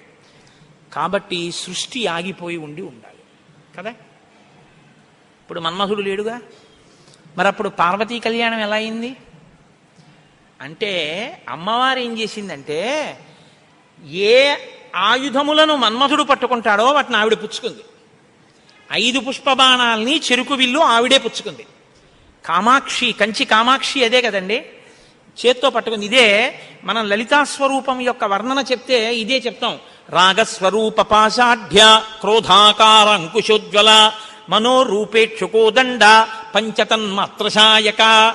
ఇప్పుడు ఆవిడ ఇలా పట్టుకుంటే ఇంతటి పరమశివుడు వశుడైపోయాడు. అయిపోయి తాళి కట్టాడు. సంసారంలోకి వచ్చి ఆవిడ పక్కన కూర్చున్నాడు. శంకరాచార్యుల వారు దెప్పి పొడిచారు. స్ఫురద్గండాభోగత్ ప్రతిఫలిత తాటంక జుగళం చతుశ్చక్రం మన్యే తవ ముఖమిదం మన్మధరదం యమారుహ్యదృహ్యత్కవనిరదమర్కేందు చరణం మహావీరో మార ప్రమదపతయే సంగీతవతే అన్నారు. అయ్యా, నువ్వు ఎంత గొప్పవాడివైనా మా తల్లి చెరుకు విల్లు పుష్పబాణాలు పట్టుకునేటప్పటికీ లొంగవలసిందే. తాళి కట్టావా లేదా అమ్మ మెళ్ళో? తాళి కట్టి అమ్మ పక్కకు వచ్చి అయ్యగా కూర్చున్నావు. ఇప్పుడు ఆవిడ శివకామ సుందరి. ఆమె అంత సౌందర్యంతో ఎవరి కోసం కూర్చుంది? మనకి తండ్రిని తెచ్చి కూర్చోబెట్టడానికి. ఆవిడ శివుడికి సౌందర్యం, బాహ్య సౌందర్యం, శివకామ సుందరి. నీకు నాకో అఖిలాండేశ్వరి, జగజ్జనని, మీనాక్షి, కామాక్షి, రాజరాజేశ్వరి, లలిత. మనకి అమ్మ, మా నాన్నగారికి భార్య. మా నాన్నగారు మా అమ్మని కామదృష్టితో చూడొచ్చు, అది ఆయనకి ధర్మబద్ధం. నేను మా అమ్మగారిని పవిత్ర దృష్టితో చూస్తాను. మా అమ్మగారు మా నాన్నగారికి శివకామ సుందరి, నాకు జగజ్జనని. లలితాపరాభట్టారిక వాగర్ధ వివసంపృక్త వాగర్ధ ప్రతిపత్తయే జగత పితరౌ వందే పార్వతీ పరమేశ్వరౌ. ఈ లోకానికంతటికీ తల్లిదండ్రులైన పార్వతీ పరమేశ్వరుల్లో అమ్మ సౌందర్యం పరమశివుడి కొరకు, అమ్మ యొక్క అంత సౌందర్యం అమ్మతనం మన కొరకు. మనకి జగదంబ, జగజ్జనని, ఆయనకి భార్య. కాబట్టి ఇప్పుడు ఆవిడ తన ప్రజ్ఞతో పెళ్లి చేసుకుంది, మన్మధుడి గొప్పతనంతో పెళ్లి చేసుకోలేదు. మన్మధుడికి ఏం చేసింది? శివుణ్ణి తెచ్చి తన భర్తగా కూర్చోబెట్టుకుని, పిచ్చాడా ఇంకెప్పుడు ఆయన మీద ఏకు బాణాలు, ఇవో మిగిలిన వాళ్ళ మీద అంటావా వేయి అని పట్టుకెళ్ళి మళ్ళీ ఆయన చేతిలో పెట్టింది. ఇప్పుడు ఆయన ఏం చేశాడు? శరీరం లేదు కానీ మునులను కూడా మోహపెడుతున్నాడు. ఎందుకు పెట్టగలుగుతున్నాడు? ధను పౌష్పం మౌర్వీ మధుకరమయీ పంచవిశిక వసంతు సామంతో మలయమరుదాయోధనరథ తథాప్యేక సర్వం హిమగిరిసుతే కమపి కృపాం అపాంగతే లబ్ధ్వా జగదిదమనంగో విజయతే అంటారు శంకర భగవత్పాదులు సౌందర్యలహరిలో. అమ్మ తన కడగంటి చూపుతో ఇలా చూసి 1000 బాణాలు పర్వాలేదు, లోకం మీద వెయ్యంది అంటే అదేమిటండి మన అలా పాడు చేసేయడం ఏమిటండి అని మీరు అనుకోకండి. అమ్మవారు ఆ శక్తి మన్మధుడికి ఎందుకు ఇచ్చింది అంటే మనం పితృరుణం తీర్చుకోవడానికి. తండ్రి రుణం తీరాలంటే మనం సంతానాన్ని కనాలి, అందుకు ఇచ్చింది. అంతేగాని అమ్మవారు మన్మధుడికి బాణాలు ఇచ్చిందండి నేను పాడైపోయానండి అని చెప్పడానికి నీకు ఇవ్వలేదు. నీకు ధర్మపత్ని ధర్మేచ అర్ధేచ కామేచ నాతిచరామి అని పుచ్చుకున్నావు, మరి తగలబడ్డానికా ఎందుక మంత్రం, ఇంకా ఎందుక ప్రతిజ్ఞ, ఇంకా విచ్చలవిడితనంతో ఆబోతి తిరిగినట్టు తిరగమని కాదుగా నిన్ను లోకంలో సృష్టించింది అమ్మవారు. మన్మథబాణం దేని కొరకు అంటే కేవలము నీ యొక్క పితృరుణం తీర్చుకోవడానికి అంతే. కాబట్టి ఇప్పుడు వివాహమైనటువంటి పార్వతీ పరమేశ్వరులు ఏకాంతంలో విహరిస్తున్నారు. పురారామకృతోద్వాహో నీలకంఠో మహాతపాః దృష్ట్వా చ స్పృహయా దేవీం మైథునాయోపచక్రమే. వాళ్ళిద్దరూ అలా క్రీడించడం మొదలుపెట్టి 100 దివ్య సంవత్సరాలు పూర్తయిపోయాయి. వాళ్ళిద్దరూ ఏకాంతంలోంచి బయటికి రాలేదు, వాళ్ళకి బిడ్డ పుట్టలేదు. దేవతలందరూ కలుసుకున్నారు. పార్వతీ పరమేశ్వరులు ఇద్దరూ కనపట్టలేదంటే కొత్తగా పెళ్ళయింది కదా, 100 దివ్య సంవత్సరాల నుంచి విహారం చేస్తున్నారు. ఒక చిత్రమైనటువంటి ఆలోచన వచ్చింది వాళ్ళకి. ఊరే అసలు పార్వతీదేవి శక్తి స్వరూపిణి, పరమశివుడు తేజపుంజం మహానుభావుడు. ఇప్పుడు వాళ్ళిద్దరి యొక్క శుక్రశోణితములు కలిస్తే, తేజస్సులు కలిస్తే, ఈ లోకంలోకి ఒక కొత్త ప్రాణి వస్తే అసలు అటువంటి భూతమును అంటే అటువంటి ప్రాణిని మనం చూడడం కుదురుతుందా? అది ఎంత తేజోవంతంగా ఉంటుంది? ఎవరు వహిస్తారు ఆ భూతాన్ని? ఎవరు చూడగలరు ఆ ప్రాణిని? కాబట్టి మనం పరమశివుణ్ణి వెళ్ళి అడుగుదాం, మీరు రతిక్రీడ విరమించి బిడ్డల్ని కనద్దు అని అడుగుదాం అన్నారు. అయితే మీరు నన్ను మాట అడగచ్చు, ఏమండి బుద్ధి ఉందా అసలు ఈ మాట? వాళ్ళు అన్నారనుకోండి, మీరు ఎలా చెప్పారండి అని అడుగుతారు నన్ను. అసలు దేవతలకు ఎందుకండి ఈ వ్యవహారం? వాళ్ళు అలా ఎందుకు అనాలి? అలా అంటే మాత్రం దాన్ని మేము ఎలా అంగీకరించగలం ఈ విషయాన్ని? మీరు కంగారు పడిపోకుండా ఉండండి, నేను తర్వాత చెప్తాను ఎందుకు వస్తుందో. కాబట్టి ఇప్పుడు వాళ్ళందరూ కలిసి ఓ సమావేశం పెట్టుకున్నారు. నిజమే అంటే నిజమే. అందరూ కలిసి కైలాసానికి వెళ్ళారు. బయట నించుని పెద్ద కేకేశారు. ఏమని? దేవదేవ మహాదేవ లోకస్యాస్య హితేరత. ఓ దేవదేవ మహాదేవ, లోకమునకంతటికి రక్షించవలసిన వాడా అని కేకేశారు. వీళ్ళకి ఏం ఉపద్రవం వచ్చిందో ఆయన బయటకు వచ్చారు. ఆయన్ని చూడగానే వీళ్ళందరూ నేల మీద పడి నమస్కారం చేశారు. శని కైలాసముదొచ్చి శంకరుడి వాసద్వారముంజేరి ఈశుని దవ్వారుకు లడ్డుపడ్డ దళమంచుందొచ్చి కుయ్యో మొర్రో విను వాలింపుము చిత్తగింపుము దయన్ వీక్షింపుమన్ సంభుజానన ముఖ్యుల్కని రక్తరక్షణ కళా సంరంభునిన్ శంభునిన్ అంటారు పోతన గారు. అలా వీళ్ళందరూ ప్రణిపాతం చేశారు నేల మీద పడి. సురాణం ప్రణిపాతేన ప్రసాదం కర్తుమర్హసి నలోకాధారయిష్యంతి తవ తేజ సురోత్తమ అన్నారు. మహానుభావా, నీవు పార్వతీదేవితో కలిసి ఏకాంతంలో దివ్యక్రీడను అనుభవిస్తున్నావు. మీ ఇద్దరికి బిడ్డ పుడితే దుస్సహం, మేము తట్టుకోలేం. అందుకని నీ తేజస్సుని నీ తేజస్సులోకి అణిచేసేయి, ఆమె తేజస్సుని ఆమె తేజస్సులో అణిచివేయమను. మీ ఇద్దరూ ఒకరి పట్ల ఒకరు ఇటువంటి ఆభిముఖ్యం పొందకుండా తపస్సు చేసుకుంటూ కూర్చోండి అన్నారు. బ్రాహ్మేణ తపసాయుక్తో దేవ్యా సహ తపశ్చర త్రైలోక్యహితకామార్థం తేజస్తే జసిధారయా. తేజస్సుని తేజస్సులో అణిచేసి ఇద్దరూ తపస్సు చేసుకోండి అన్నారు. ఎంత అక్కర్లేని విషయం అంటే ఇది. అంటే ఆయన అన్నాడు, తండ్రితనం అండి, తప్పకుండా మీకు అలాంటి ఇబ్బంది ఉంటుందంటే నేను ఇటువంటి భూతమును సృష్టించాను, అలాగే వెళ్ళిపోతాను. కానీ నేను ఇప్పటికి 100 దివ్య సంవత్సరముల నుంచి పార్వతీదేవితో క్రీడించాను. ఆ కారణం చేత దేవతానాం వచశ్రుత్వా సర్వలోక మహేశ్వర బాఢమిత్యత్ బ్రవీత్ సర్వాన్ పునశ్చేదమువాచ. మీరు చెప్పినట్టే చేస్తాను, నా తేజస్సుని నా తేజస్సులోకి అణిచేస్తాను. కానీ యదిదం క్షుభితం స్థానాత్ మమ తేజో హ్యనుత్తమం ధారయిష్యతి కస్మన్మే బ్రువంతు సురసత్తమాః. ఇప్పటికే చాలా కాలంగా పార్వతీదేవితో నేను క్రీడించి ఉన్న కారణం చేత నా రేతస్థానం నుంచి తేజస్సు కదిలిపోయింది. ఇప్పుడు కదిలిపోయిన తేజస్సు పడిపోతుంది. నేను పార్వతీదేవి యందు వదిలిపెట్టద్దని మీరు అంటున్నారు. మరి నేను నా తేజస్సుని ఎక్కడ విడిచిపెట్టను, ఎవరు భరిస్తారు చెప్పండి అన్నారు. భరించడం అనేటప్పటికీ వాళ్ళు ఎవరు గుర్తొచ్చారో తెలుసా అండి? భూమి గుర్తొచ్చింది. అన్నీ ఆవిడేగా భరిస్తుంది, పాపం ఆవిడే భరించాలి. అందుకని వాళ్ళందరూ కలిసి ముక్తకంఠంతో భూమిని చూపించారు. చూపించి ఏవ ముక్తాః సురాః సర్వే ప్రత్యూచు వృషభధ్వజం యత్తేజక్షుభితం హే తద్దరా ధారయిష్యతి. ఈ భూమి భరిస్తుంది, దీని మీద వదిలేసేయండి. భూమి ఏమనాలి? అదేమిటయ్యా, ఆయన భార్య యందు ప్రవేశపెట్టబడవలసినటువంటి శివతేజస్సు నా మీద ఎలా విడిచిపెడతాడు? నేనెలా స్వీకరిస్తాను? భూకాంత, ఆమె స్త్రీ, భూదేవి నాలోకి ఎలా ప్రవేశిస్తుంది? శివవీర్యం దోషం అవుతుంది కదా, నేను పుచ్చుకోను అనాలి. ఆవిడ సంతోషించింది. శివవీర్యం నాలో ప్రవేశించడం అంటే అదృష్టం కదా అనుకుని తప్పకుండా పుచ్చుకుంటానని అనేటప్పటికీ పరమశివుడు ఏం చేశాడంటే, ఏవ ముక్త సురపతి ప్రముమోచ మహీతలే తేజసా పృథివీయేన వ్యాప్త సగిరికానన. ఆయన తేజస్సుని భూమి మీద వదిలిపెట్టేశాడు. అది ఉత్తర క్షణం భూమి అంతటా పాకేసింది. పాకేసి పర్వతాల్లో, నదుల్లో, సముద్రాల్లో, చెట్లలో పరివ్యాప్తమైతే ఆ తేజస్సు యొక్క స్థితిని భూమి తట్టుకోలేకపోయింది. తట్టుకోలేక పెద్ద పెద్ద కేకలేసింది ఆవిడ. తతో దేవాః పునరిదం ఊచుశ్చాధ హుతాశనం ప్రవిశత్వం మహాతేజో రౌద్రం వాయు సమన్వితః.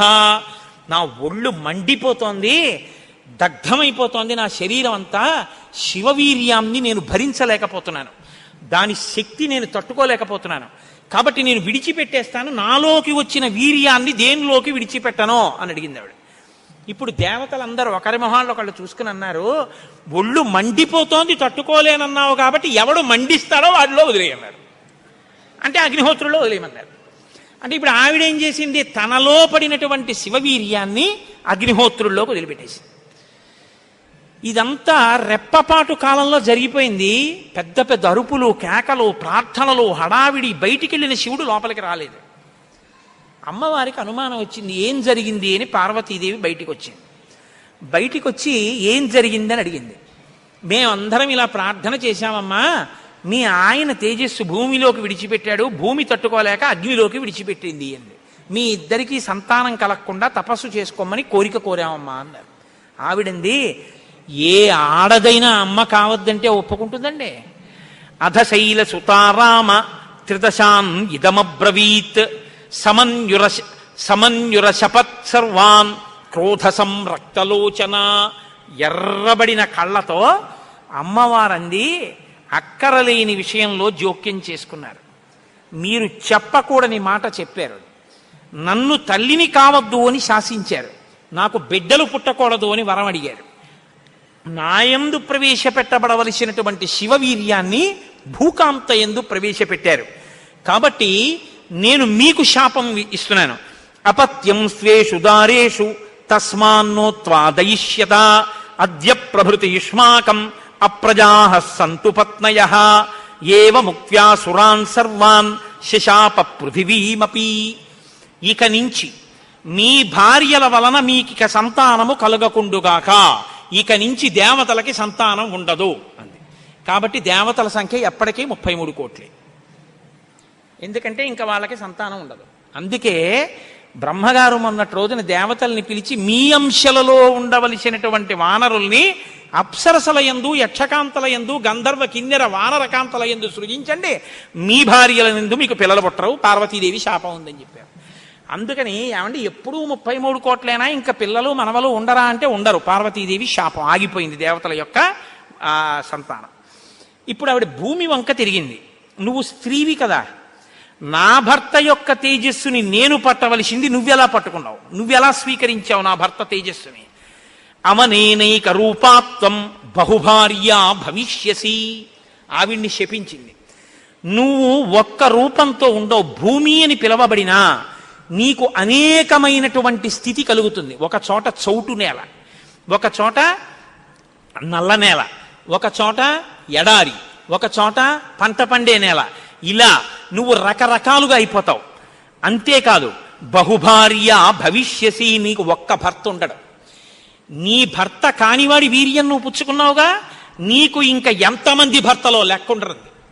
అందుకే రాజ్యాన్ని పాలించిన వాడందరూ భూమిపతులే. ఎంతమంది ఆవిడికి భర్తలు లెక్కలేదు. కారణం ఏమిటంటే పార్వతీదేవి శాపం. అవనేనైక రూపాత్వం బహుభార్యా భవిష్యసి నచ పుత్ర కృతాం ప్రీతిం మత్క్రోధ కలుషీకృత. ఏ ఆడదైనా కోరుకునేది ఏమిటంటే భర్త వలన కొడుకుని కనాలి, ఆ కొడుకు పేరు ప్రఖ్యాతులు తేవాలి, తల్లి సంతోషించేటట్టు ప్రవర్తించాలని కోరుకుంటాడు. ఏ తల్లి ఈ లోకంలో ఏ ఒక్కటి సహించదో అది నీ యందు నిజమగుగాక. ఏ తల్లి అయినా ఏది సహించలేదు, ఎంత తప్పైనా సహిస్తుంది. కానీ అమ్మ వంక ఆడదాన్ని చూసినట్టు చూశాడు అనుకోండి కొడుకు, అమ్మ మాత్రం ఒక్కనాటికి క్షమించదు. ఇంకా అమ్మలో ఆడతనాన్ని చూడకూడదు. ఇంకంతకన్నా పవిత్రంగా మాట్లాడడం కష్టం, ఇంకంతకన్నా నేను దిగి మాట్లాడను. కాబట్టి అమ్మతనాన్నే చూడాలంటే కొడుకు. కానీ నీ విషయంలో ఏమవుతుందో తెలుసా, నీ కొడుకులందరూ నీకు భర్తలవుతారు. అందుకే భూమిపతి పతే, ఆయన తర్వాత ఆయన కొడుకు, ఆయన భూమిపతే. ఎంత దారుణం అండి అది. ఒక ఆయన పరిపాలిస్తున్నాడు, ఆయన భూమిపతి, ఆయనకి కొడుకు పుట్టాడు. ఇప్పుడు భూమికి ఆయన ఏమవ్వాలి? కొడుకు. ఆ భూమిపతి వెళ్ళిపోయాడు, ఇప్పుడు ఈయనేమవుతాడు? ఈయన భూమిపతే, తన కొడుకు తనకి భర్త. ఇంతకన్నా దారుణమే ఉంది? ఇది పార్వతీదేవి శాపం. కాబట్టి నచ పుత్ర కృతాం ప్రీతిం మత్క్రోధ కలుషీకృత ప్రాప్యసిత్వం సుదుర్మేధే మమ పుత్రమనిచ్చతి. నాకు బిడ్డలు కలగకుండా చేశారు కాబట్టి మీరు ఈ శాపం అనుభవించండి అని వాళ్ళు లోపలికి వెళ్ళిపోయారు. ఇప్పుడు వీళ్ళందరూ ఇలా వేళ్ళు విరిచారు. ఒరే అక్కర్లేని విషయంలో జోక్యం చేసుకున్నాను రా, ఎవడ్రా ఈ మాట చెప్పింది అసలు అన్నారు. వాడు ఉంటాడేమిటి ఇంక అక్కడ. ఇప్పుడు అందరూ భారంగా తలకాయలు ఉంచుకుని ఇళ్ళకెడితే వీళ్ళ శిఖలు ఎవరు పట్టుకుంటారు? ఒరే ఎందుకు వెళ్ళావురా నువ్వు, నీ వల్ల నాకు ఇంకా బిడ్డలు కలగరని వాళ్ళు పట్టుకుంటారు. కాబట్టి ఇప్పుడు వాళ్ళందరూ ఇళ్ళకెళ్ళారు. సగత్వా తప అతిష్టత్ పార్శ్వే తస్యోత్తరే గిరేహే హిమవత్ ప్రభవే శృంగే సహదేవ్యా మహేశ్వర. హిమాలయ పర్వత ప్రాంతంలో పార్వతీ సహితుడై పరమశివుడు మాత్రం హాయిగా కూర్చుని తపస్సు చేసుకుంటున్నాడు. ఇంకా వాళ్ళిద్దరికీ బిడ్డలు పుట్టకూడదు అన్నారుగా, అందులో ఆయన వెళ్ళి తపస్సు మొదలెట్టాడు. గొడవ ఎక్కడొచ్చింది? ఇక్కడతో ఏమైపోలేదు గొడవ. తారకాసురుడని వాడు బయలుదేరాడు. వాడికి తెలిసే విషయం, ఇక పార్వతీ పరమేశ్వరులకి బిడ్డలు పుట్టరని, దేవతలకి బిడ్డలు పుట్టరని తెలుసు వాడికి. వాడు బ్రహ్మగారి గురించి తపస్సు, వాడు చాలా తెలివైనవాడు. వాడు నాకు చావుద్దన్నాడు, అది కుదరదన్నాడు ఆయన. అయితే పార్వతీ పరమేశ్వరులకు కొడుకు పుడితే వాళ్ళ చేతిలో చచ్చిపోతానన్నాడు. బ్రహ్మగారు ఏమంటారు? తథాస్తు అన్నారు. ఇంకా వాళ్ళకి పుట్టరు, నేను చావను, అది వాడి ధైర్యం. ఇప్పుడు వాడు ఎవరిని కొట్టడం మొదలెట్టాడు? దేవతల్ని. ఇప్పుడు వాళ్ళేం చెయ్యాలి? మొన్న మీతో అన్నానుగా, కన్సల్టెంట్ ఫిజిషియన్ బ్రహ్మగారి దగ్గరికి వెళ్ళాలి. ఇప్పుడు వీళ్ళందరూ ఎక్కడికి వెళ్ళి అడిగారు, మీకు బిడ్డలు కలగకూడదు, మీ ఇద్దరు తపస్సు చేసుకోండి అని. వీళ్ళే అడిగారు పార్వతీ పరమేశ్వరుని. వాళ్ళిద్దరూ తపస్సుకి వెళ్ళిపోయారు. ఇప్పుడు వెళ్ళి మీ ఇద్దరు బిడ్డలు కనండి అన్నారు అనుకోండి, ఇంకేమైనా ఉందా? వద్దన్నావు, అన్ని శాపాలు ఇచ్చేసింది ఆవిడ. అంటే మీరు బాగా గమనించండి, ఏదైనా ఆడది భరిస్తుంది. కానీ ఆడదాని అమ్మతనానికి, ఆడదాని భర్తృత్వాన్ని పంచుకోవడానికి ఇంకో ఆడదొస్తే మాత్రం ఈ లోకంలో సహించడం అన్నది ఉండదు. అది ఈ జాతి క్షమించలేదు. ఇది రామాయణం యొక్క తీర్పు. కాబట్టి ఇప్పుడు వీళ్ళు వెళ్ళి అడగలేరు పార్వతీ పరమేశ్వరుని. కొడుకు పుడితే తప్ప వీళ్ళకి బతుకులేదు. ఎందుకని? వీళ్ళని చాలా బాధ పెట్టేస్తున్నాడు తారకాసురుడు. కాబట్టి ఇప్పుడు ఏం చెయ్యాలో అర్థం కాక పార్వతీ పరమేశ్వరులను అడగలేక చతుర్ముఖ బ్రహ్మగారి దగ్గరికి వెళ్ళారు. వెళ్ళి, అయ్యా ఎలాగండి, పార్వతీ పరమేశ్వరులకు కొడుకు పుడితే తప్ప మేము రక్షింపబడం, ఇప్పుడు పుట్టే మార్గం ఏమైనా ఉందా అని అడిగారు. అడిగితే ఆయన అన్నారు, శైలపుత్ర్యా యుదుక్తం తత్ న ప్రజా సంతు పత్నిషు తస్యావచనమక్లిష్టం సత్యమేతన్న సంశయః. ఒరే పార్వతీ పరమేశ్వరులకి ఇంక పిల్లాడు పుట్టడం అనేటటువంటి విషయాన్ని మీరు నేను ఇక వెళ్ళి అడగడం అన్న విషయం మర్చిపోండి. పోనీ మన దగ్గర శివుని యొక్క తేజస్సు ఉంది ఇంకాను. అగ్నిహోత్రుడు పుచ్చుకుని ఉంచాడుగా, అగ్నిహోత్రుల్లో ఉందిగా. అంటే యాపిల్ పండు ఫ్రిడ్జ్లో పెట్టుకున్నట్టు అగ్నిహోత్రుడి దగ్గర ఉంది అది. పోని దాన్ని తెచ్చి ఎవరిలోకైనా నిక్షేపిద్దామంటే మీ భార్యలు ఎవ్వరికీ పిల్లలు పుట్టరు. ఆవిడ శాపం ఉందిగా. పైగా ఆ శివవీర్యాన్ని భూకాంత పుచ్చుకుందనేగా అన్ని శాపాలు ఇచ్చింది. ఇప్పుడు దాన్ని తీసుకెళ్ళి ఇంకోళ్ళు ఎవరికన్నా ఇస్తామంటే ఎవరు మాత్రం పుచ్చుకుంటారు? ఏ ఆడది పుచ్చుకుంటుంది? పుచ్చుకుంటే కదా పిల్లలు పుట్టడం. పార్వతీదేవిని వెళ్ళి అడగలేము, పోనీ శివవీర్యం ఉందని ఇంకో స్త్రీలో ప్రవేశపెట్టలేము. ఎలా ఆలోచించి, ఆయన తక్కువడండి చతుర్ముఖ బ్రహ్మగారు అంటే. నేను అందుకే బ్రహ్మ నన్ను బ్రహ్మగారు అంటుంటాను. ఆయన సలహా లేకపోతే లోకం లేదు, మన ఉపన్యాసమే లేదు. ఆయన అన్నారు, ఇయమాకాశగా గంగా యస్యాం పుత్రం హుతాశనః జనయిష్యతి దేవానాం సేనాపతి మరిందమం జ్యేష్ఠా శైలేంద్రదుహిత మానయిష్యతి తత్సుతం ఉమాయాస్తబ్హుత హుమతం భవిష్యతి న సంశయః. ఉమాయాస్తబ్ద హుమతం భవిష్యతి న సంశయః. హిమవత్పర్వతం ఉందే, హిమవంతుడు, ఆయనకి 2 బిడ్డలు ఉన్నారు. పెద్దమ్మాయి పేరు గంగ, రెండో అమ్మాయి పార్వతి. పెద్దమ్మాయి దేవతా స్త్రీలలోకి రాదు. ఆ అమ్మాయి స్వర్గలోకంలో ప్రవహిస్తోంది. ఇప్పుడు తనకి బిడ్డలు పుట్టలేదన్న బాధ ఎప్పుడు పోతుందంటే, తన భర్త యొక్క వీర్యం తన అక్కగారిలోకి ప్రవేశించి బిడ్డ పుడితే తన అక్క కొడుకు తన కొడుకేగా. అందుకుని కొంచెం మనసు కుదుటపరుచుకుని పోన్లే బిడ్డ పుట్టాడని సంతోషిస్తుంది. అక్క జోలికి వెళ్ళదు, ఎందుకంటే కొంచెం ఆప్యాయత అన్నదోటి ఉంటుంది. అక్క కొడుకు తన కొడుకే అవుతాడు కాబట్టి మనం పార్వతీదేవి కోప్పడకూడదంటే ఆ గంగాదేవి యందు ఈ శివవీర్యాన్ని నిక్షేపించాలి. ఇప్పుడు శివవీర్యం ఎవరి దగ్గర ఉంది? అగ్నిహోత్రుడి దగ్గర ఉంది. ఇప్పుడు అగ్నిహోత్రుడు ఏం చేయాలి? గంగాదేవిలో విడిచిపెట్టాలి. గంగాదేవి ఒప్పుకోవద్దు. కాబట్టి మీరేం చేయాలి? మీరేగా వెళ్ళి ప్రార్థన చేశారు, మీరే వెళ్ళి అగ్నిహోత్రుడిని గంగని ప్రార్థన చేయండి అన్నారు. ఇప్పుడు గంగాదేవి దగ్గరికి వెళ్ళి, అమ్మ ఏమనుకోవద్దు, శివవీర్యం అగ్నిహోత్రుడి దగ్గర ఉంది, నువ్వు అది బుచ్చుకో అంటే చీ నోర్ముయ్యి అంటే. అందుకని ఈ మాట ఎవరు చెప్పాలో ఒక్క పురుషుడు చెప్పాలి. పురుషులందరూ వెళ్ళి చెప్తే అసహ్యంగా ఉంటుంది. మీరు వెళ్ళి అగ్నికి చెప్పండి, అగ్ని వెళ్ళి ఆవిడికి చెప్తారని. ఎందుకంటే ఇంత ఇబ్బంది అంటే, ఇది గట్టిగా చెప్పుకునేది కాదు, ప్రయత్నం చేస్తున్నారు. పార్వతీ పరమేశ్వరులకి పుత్రుడు కలిగేటట్టని తెలిస్తే చంపేవతలు పారేస్తాడు ఆయన తారకాసుడు. అందుకని ఎవరికీ తెలియకుండా జరగాలి ఈ పని అంతాను. ఇప్పుడు వీళ్ళందరూ కలిసి అగ్నిహోత్రుడి దగ్గరికి వెళ్ళారు.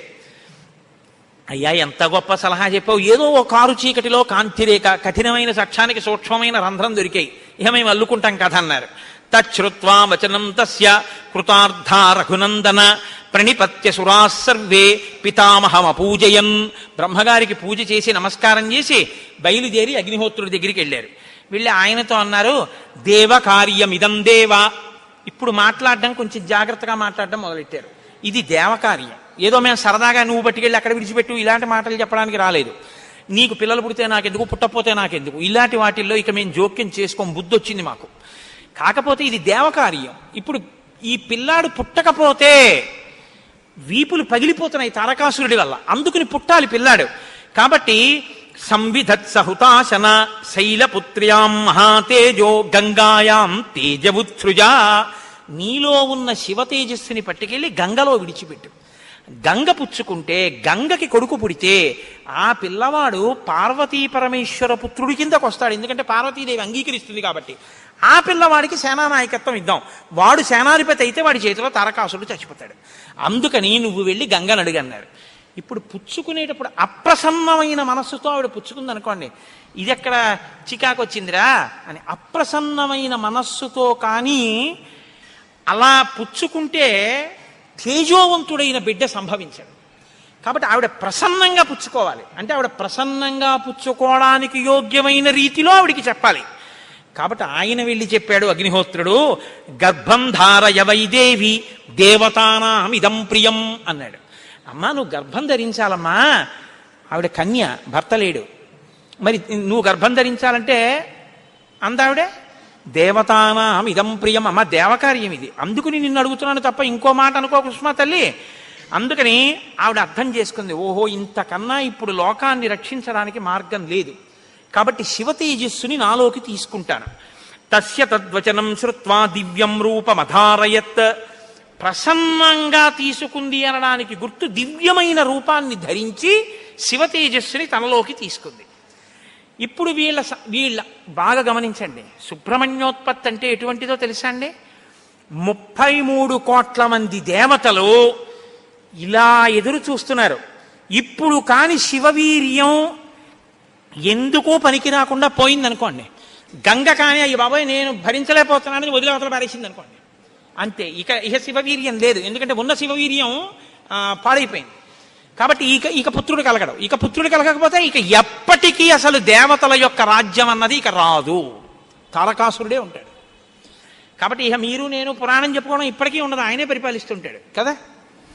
కాబట్టి ఇప్పుడు ఆ గంగ వల్ల బిడ్డ పుట్టాలి. వీళ్ళందరూ ఉత్కంఠతో ఎదురు చూస్తున్నారు. గంగ గర్భం ధరించి బిడ్డని కంటుందా? ఇది ఇంత చల్లటి గంగమ్మలోకి శివవీర్యం వెళ్ళింది. వెళ్ళగానే ఆవిడ ఇప్పుడు పెద్ద కేకేసింది, అయ్య బాబోయ్ ఈ శివవీర్యం యొక్క వేడికి నా నీరు ఉడికిపోతోంది, నేను భరించలేకపోతున్నాను, దీన్ని వదిలేస్తున్నాను. ఎక్కడ వదిలేనని వీళ్ళందరూ నీరసపడిపోయారు. అయ్యయ్యయ్యయ్యో మన ప్రణాళిక పోయింది అనేటప్పటికి తస్య తద్వచనం శ్రుత్వా దివ్యం రూపమధారయత్ దృష్ట్వా తన్మహిమానం. ఆ తర్వాత సమంతతస్తదా దేవీం అభ్యసించి తపావకః సర్వశ్రోతాంసి పూర్ణాని గంగాయా రఘునందన తమువాచ తతో గంగా సర్వతే దేవ పురోహితం అశక్తాధారణే దేవ తవ తేజస్సముద్భవం దహ్యమానగ్నినా తేన సంప్రవ్యధితతే ససా. ఇప్పుడు నేను ఈ తేజస్సుని ఎక్కడ వదిలిపెట్టేను, నా సర్వాంగములు క్షోభించిపోతున్నాయంది ఆవిడ. అగ్నిహోత్రుడు చూసి అన్నాడు, బిడ్డ పుట్టాడో లేదో తరువాతి మాట, ముందసలు నువ్వు కలతపడిపోతున్నావు, నువ్వు తట్టుకోలేవు. కాబట్టి అధాబ్రవీదిదం గంగాం సర్వదేవ హుతాశనః ఇహ హైమవతే పాదే గర్భోయం సన్నివేశ్యతాం. అదిగో ఆ హిమాలయ పర్వత ప్రాంతముల యొక్క పాదముల యందు తీసుకెళ్లి నీలో ఉన్నటువంటి శివ తేజస్సుని విడిచిపెట్టేసేయండి. గంగ తనలో ఉన్న శివ తేజస్సుని తీసుకెళ్లి హిమాలయ పర్వత ప్రాంత పాదముల యందు వదిలిపెట్టేసి వదిలిపెట్టేసేటప్పటికి అది వెళ్ళి రెల్లు దుబ్బుల్లో పడిపోయాడు, గడ్డిలో పడిపోయాడు. ఇప్పుడు అందులోంచి ఒక్కసారి కాంతి కనపడింది వాళ్ళకి. పిల్లాడేమైనా వచ్చాడా? వాళ్ళకి పిల్లాడు కావాలి. ఇప్పుడు వాళ్ళు చూస్తే సర్వం పర్వత సన్నద్ధం సవర్ణమభవద్వనం జాత రూపమితి ఖ్యాతం తదా ప్రభృతి రాఘవ సువర్ణం పురుష వ్యాఘ్ర హుతాసన సమప్రభం తృణవృక్షలతాగుల్వం సర్వం భవతి కాంచనం. ఆ శివవీర్యంలోంచి ఆ తేజస్సులోంచి అగ్ని ఎటువంటి కాంతితో ఉంటాడో అటువంటి కాంతితో మొట్టమొదట బంగారం పుట్టింది లోకంలో. బంగారం శివవీర్యం, అందుకే బంగారానికి శివవీర్యం అని పేరు. బంగారం పుట్టి బంగారంతో అక్కడ ఉన్నటువంటి తృణవృక్ష లతాగుల్మం సర్వం భవతి కాంచన, ఆ గడ్డి చెట్లు అన్ని బంగారు రంగులో మెరిసిపోయాయి ఒక్కసారి. తర్వాత వెండి పుట్టింది. ఆ వెండిని చూశారు, తెల్లగా ఉంది వెండి. అయిపోయింది. ఆ తర్వాత ఇంకా మిగిలినటువంటి క్షారంలోంచి రాగి ఇనుము పుట్టాయి.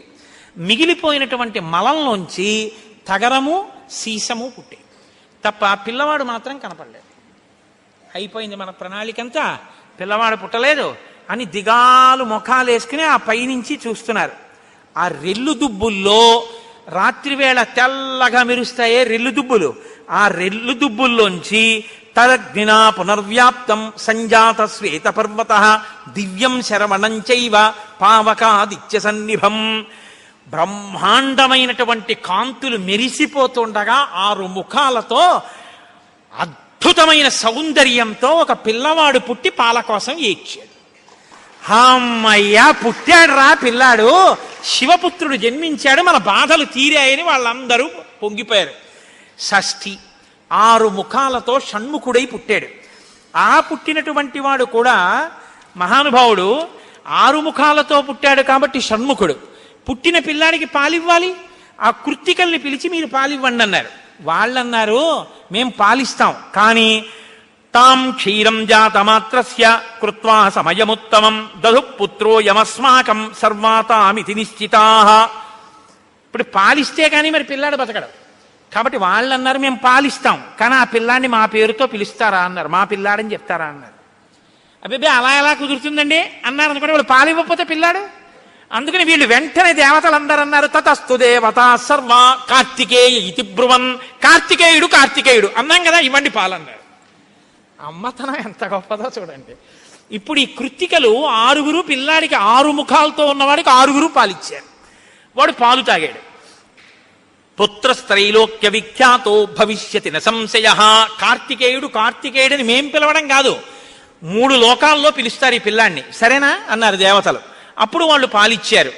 కాబట్టి కార్తికేయుడు అగ్నిలో శివవీర్యం చాలా కాలం నిలవ ఉంచబడి అగ్నిహోత్రుడు గంగలో ప్రవేశపెట్టాడు కాబట్టి పావకి. శరవణములు అంటే రెల్లు దుబ్బుల్లోంచి పుట్టాడు కాబట్టి శరవణభవ. ఎప్పుడు శుద్ధమైనటువంటి బ్రహ్మజ్ఞ జ్ఞానంతో ఉంటాడు కాబట్టి సుబ్రహ్మణ్యం. తల్లి కడుపులోంచి స్ఖలనమై పుట్టాడు కాబట్టి స్కందుడు. ఆయన ఉత్పత్తి చేతనే ఇన్ని పేర్లతో వచ్చాడు. ఏమండే మీరు ఇంత గొప్పగా ఏదో పాపం నోరు కొట్టుకు చెప్పారు, కానీ మాకు అసలు అనుమానం మాత్రం అలా ఉండిపోయింది. మీరు మంగళం చెప్దాం అనుకుంటున్నారేమో. అలా అనత్సా దేవతలు. అలా అడగడం వల్ల కదా ఇంత కథ వచ్చింది. అలా ఎందుకు అడగాలి అసలు అంటే, మహానుభావుడు శంకర భగవత్పాదాచార్య స్వామి వారు బ్రహ్మసూత్రాలకి చేసినటువంటి వ్యాఖ్యానంలో ఒక చోట ఉదహరించారట దీని గురించి. దాని గురించి అసలు ఇలా ఎలా జరిగిందని కంచికామకోటి పీఠాధిపతులు చంద్రశేఖరేంద్ర సరస్వతి స్వామి వారు ఎంతమంది పౌరాణికుల్లో అడిగారట.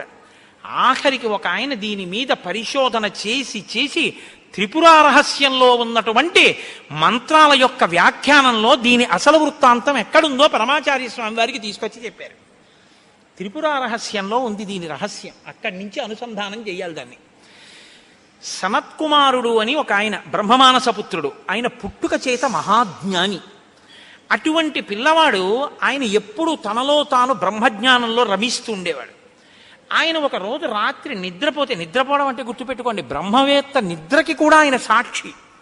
అటువంటి ఆయనకి కల వచ్చిందంటే అవస్థ ఏర్పడింది, స్వప్నావస్థ. ఆ కల్లో తాను రాక్షస సైన్యాల మీద యుద్ధం చేస్తున్నట్టు కలొచ్చింది. ఆయన తెల్లబోయి, ఇదేమి నాకు కల రావడం ఏమిటి? కల రావడం అంటే మనసులో ఏదో కోరిక ఉంది, ఆ కోరిక కల్లో కనపడింది, స్వప్నావస్థలోకి వెళ్ళాను, ఇది దోషం కదా, నాకు అలా ఎందుకు జరిగిందని తండ్రి చతుర్ముఖ బ్రహ్మగారి దగ్గరికి వెళ్ళారు. వెళ్ళి నాన్నగారు నాకు ఇలా కల ఎందుకు వచ్చింది నాన్నగారు అసలు అని అడిగాడు. అయితే ఆయన అన్నాడు, నాయనా నీకు ఇలా కల రావడానికి ఒక కారణం ఉంది. నువ్వు పూర్వజన్మలో వేదాన్ని నేర్చుకునేటప్పుడు వేదంలో దేవతల గురించి, రాక్షసుల గురించి, దేవదానవ యుద్ధాల గురించి చదివి, ఈ రాక్షసులు ఎప్పుడూ వేద ప్రమాణానికి వ్యతిరేకంగా ఎందుకు ఇలాంటి పనులు చేస్తుంటారు, వీళ్ళని పట్టుకుని చంపేయాలని వ్యగ్రత పొందావు. ఆ వ్యగ్రత జీవుణ్ణి పట్టుకుంది. అది ఈ జన్మలో బ్రహ్మవేత్తవైనా నీకు ఆ వాసన ఉండిపోయింది. అది ఇప్పుడు కలగా వచ్చింది. అది తీరాలంటే నువ్వు దేవసేనకి అధిపతివి కావాలి. నువ్వు దేవసేనకి అధిపతివై రాక్షసుల్ని సంహరిస్తే ఆ కోరిక తీరుతుంది. అంటే నాన్నగారు నేను దేవాసేనాపతిని కావలసిందే ఆయన అన్నాడు చతుర్ముఖ బ్రహ్మగారు. వచ్చేసారు ఆయన. తన అనుష్ఠానంలో తనున్నారు. ఈలోగా పరమశివుడు ఒక సంకల్పం చేశాడు. పరమశివుణ్ణి మించిన జ్ఞాని లోకంలో ఇంకా లేడు. ఎక్కడైనా జ్ఞానం అంటూ ఉంటే అది కేవలం శాంకర భిక్ష. పరమశివుడి యొక్క భిక్షయే జ్ఞానం. అందుకే ఆయన్ని ఈశాన సర్వ విద్యానాం ఈశ్వర సర్వభూతానాం బ్రహ్మాధిపతిర్బ్రహ్మణోధిపతిర్బ్రహ్మ శివో మే అస్తు సదాశివోం మంగళములకు మంగళం నా తండ్రి. అంతటి మహాజ్ఞాని శంకరుడంటే. ఆయన దగ్గర నుంచే వెళ్ళాలి జ్ఞాన గంగ. కాబట్టి పరమశివుడికి ఒకప్పుడు కోరిక పుట్టిందిట. నేనిప్పటిదాకా అన్ని విషయాలు చెప్పడం కానీ నేను ఓడిపోయిందన్నది లేదు ఎవరి దగ్గర. ఓడిపోవడం అంటే బయట వాళ్ళ దగ్గర ఓడిపోతే బాగుండదుగా. ఓడిపోవడం అనేటటువంటిది కూడా మనిషి జీవితంలో సన్మానంగా ఎప్పుడు మారుతుంది? పుత్రాదిచ్చేత్ పరాజయం. తన కొడుకు చేతిలో తాను ఓడిపోవాలి. తన కొడుకు చేతిలో తాను ఓడిపోవడం అంటే, ఉరే నేను ఈ శ్లోకానికి ఈ అర్థం ఇన్ని మాటలు చెప్పాను కానీ నా కొడుకు వచ్చి అకస్మాత్తుగా నాన్నగారు ఈ శ్లోకానికి ఈ అర్థం ఇలా కూడా వస్తుంది కదా అంటే నాకు ఎప్పుడూ రాలేదు ఈ ఆలోచన. ఎంత గొప్ప అర్థం చెప్పాడురా, ఇలా చూస్తే అసలు మొత్తం కథ మారిపోయింది. వీడికి ఎంత గొప్ప ఆలోచన వచ్చిందని నా కొడుకు ప్రజ్ఞ ముందు నేను తల వంచితే అది నాకు సన్మానం లాంటి ఓటమి. అలాంటి కొడుకు నా కడుపున పుడతాడా అనుకున్నట్ట పరమశివుడు కూడా ఒకనకొకప్పుడు. ఇప్పుడు సనత్కుమారుల వారికి ఈ కోరిక, పరమశివుడికి ఆ కోరిక. ఒకానొకప్పుడు పరమశివుడు పార్వతీదేవి అసుర సంధ్య వేళలో ఈ భూమండలం అంతటా కూడా విహారం చేస్తారు. శ్రీశైల పర్వతం మీద దిగుతారు. భాగవతంలో చతుర్థ స్కందం అనుకుంటా, అందులో చెప్తారు దీని గురించి. వాళ్ళిద్దరూ విహారం చేస్తుంటే సనత్కుమారుడు కనబడ్డారు. కనపడితే వాళ్ళకి ముచ్చటేసింది. బ్రహ్మవేత్త, మహానుభావుడు, బ్రహ్మజ్ఞాని, పలకరిద్దామని వృషభవాహనం మీద కిందికి దిగి దగ్గరికి వెళ్ళారు. ఆయన ఇలా చూశారు, చూసి తన పంతాన్ని చేసుకుంటున్నారు. ఇద్దరు అలా నిలబడ్డారు. ఆయన ఏం పలకరించలేదు. పలకరించకపోతే పరమశివుడు అన్నాడు, ఏమయ్యా, లోపల సంతోషించాడు ఇది బ్రహ్మవేత్త అంటేని. ఏమయ్యా, ఇంతసేపటి నుంచి నించున్నావు, కనీసం నువ్వు పలకరించలేదు మమ్మల్ని అన్నారు. ఏంటి నువ్వు కొత్తగా కనపడ్డావు ఏమిటి? నాకు లోకమంతా నువ్వు తప్ప ఇంకోటి కనపడితేగా, నువ్వే కనపడుతున్నది. బ్రహ్మవేత్తకి ఏం కనపడుతుందండి? విశ్వం కనపడదు, విశ్వనాథుడు కనపడతాడు. లోకం కనపడదు, లోకేశ్వరుడు కనపడతాడు. కాబట్టి నాకు కనపడుతున్నదే నువ్వు, ఇవాళ కొత్తగా కనపడ్డావు ఏమిటి? నాకు ఎప్పుడు నువ్వేగా కనపడదు, కొత్తదనం ఏముంది, అందుకని అలా కూర్చున్నాను అన్నాడు. లేచి నిలబడి మాట్లాడకుండా అలా మాట్లాడితే శపిస్తాను తెలుసా అన్నాడు. శపిస్తే ఏమవుతుంది స్వామి? దేహానికి ఏమైనా బాధ కలుగుతుంది. అది నేనైతేగా, నేను ఆత్మని. ఆత్మకి శాపం ఏముంటుంది? ఆత్మయే నేను, నేనే నువ్వు, ఉన్నది ఒక్కటే, దానికి శాపం లేదు స్వామి, అందులో నా భయం లేదన్నారు.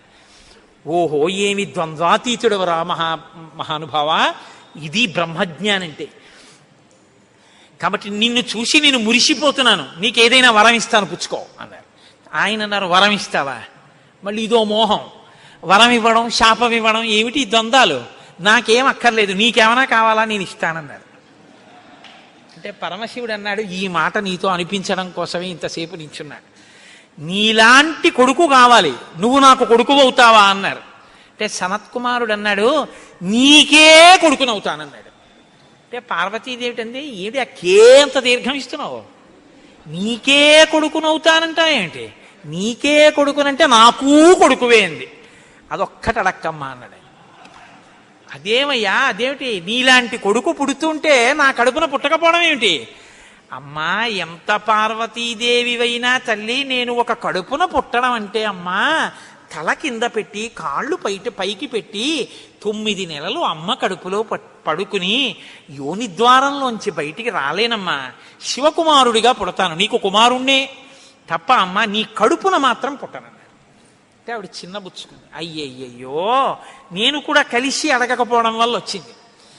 కానీ నా కోరిక నువ్వు ఇంకొకలా తీర్చాలంది ఆవిడ. ఎలా తీర్చనమ్మా అని అడిగారు.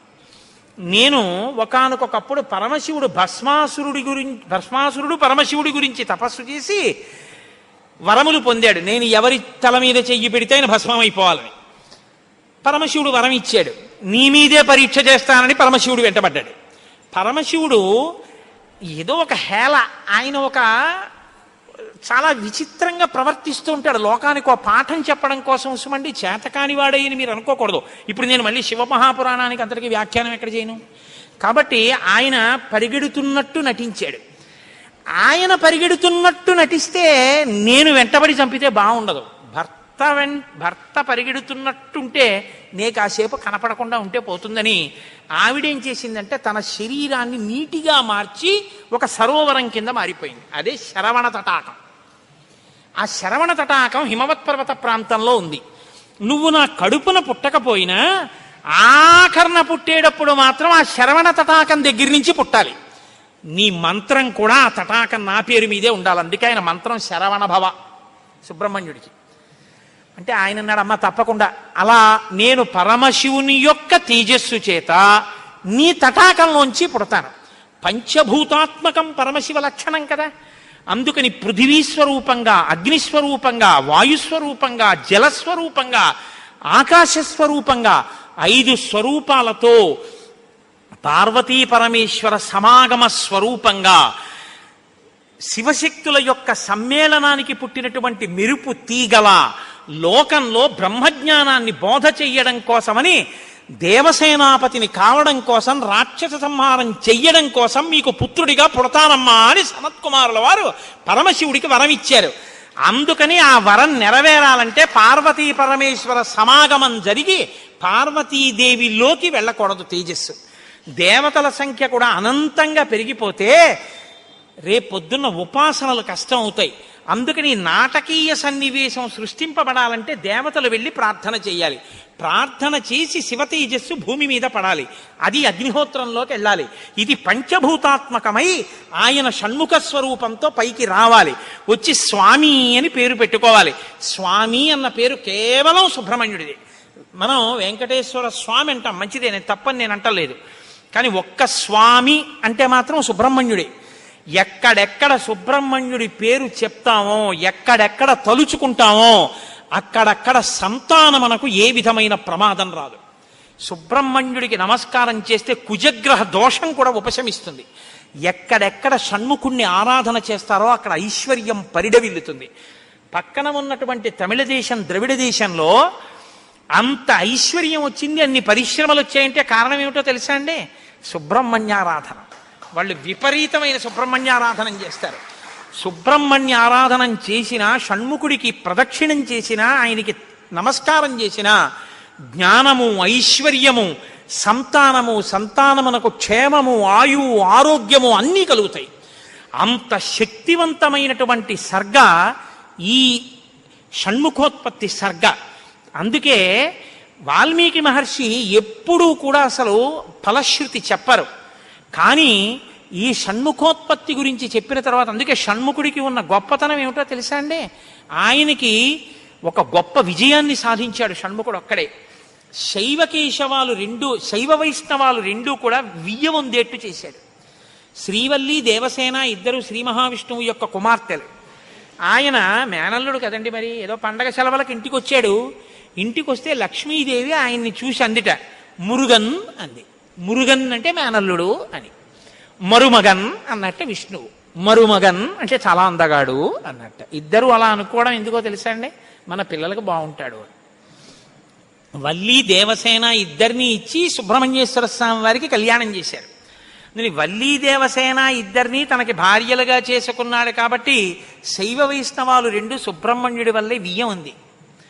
అంతటి మహానుభావుడు ఆయన.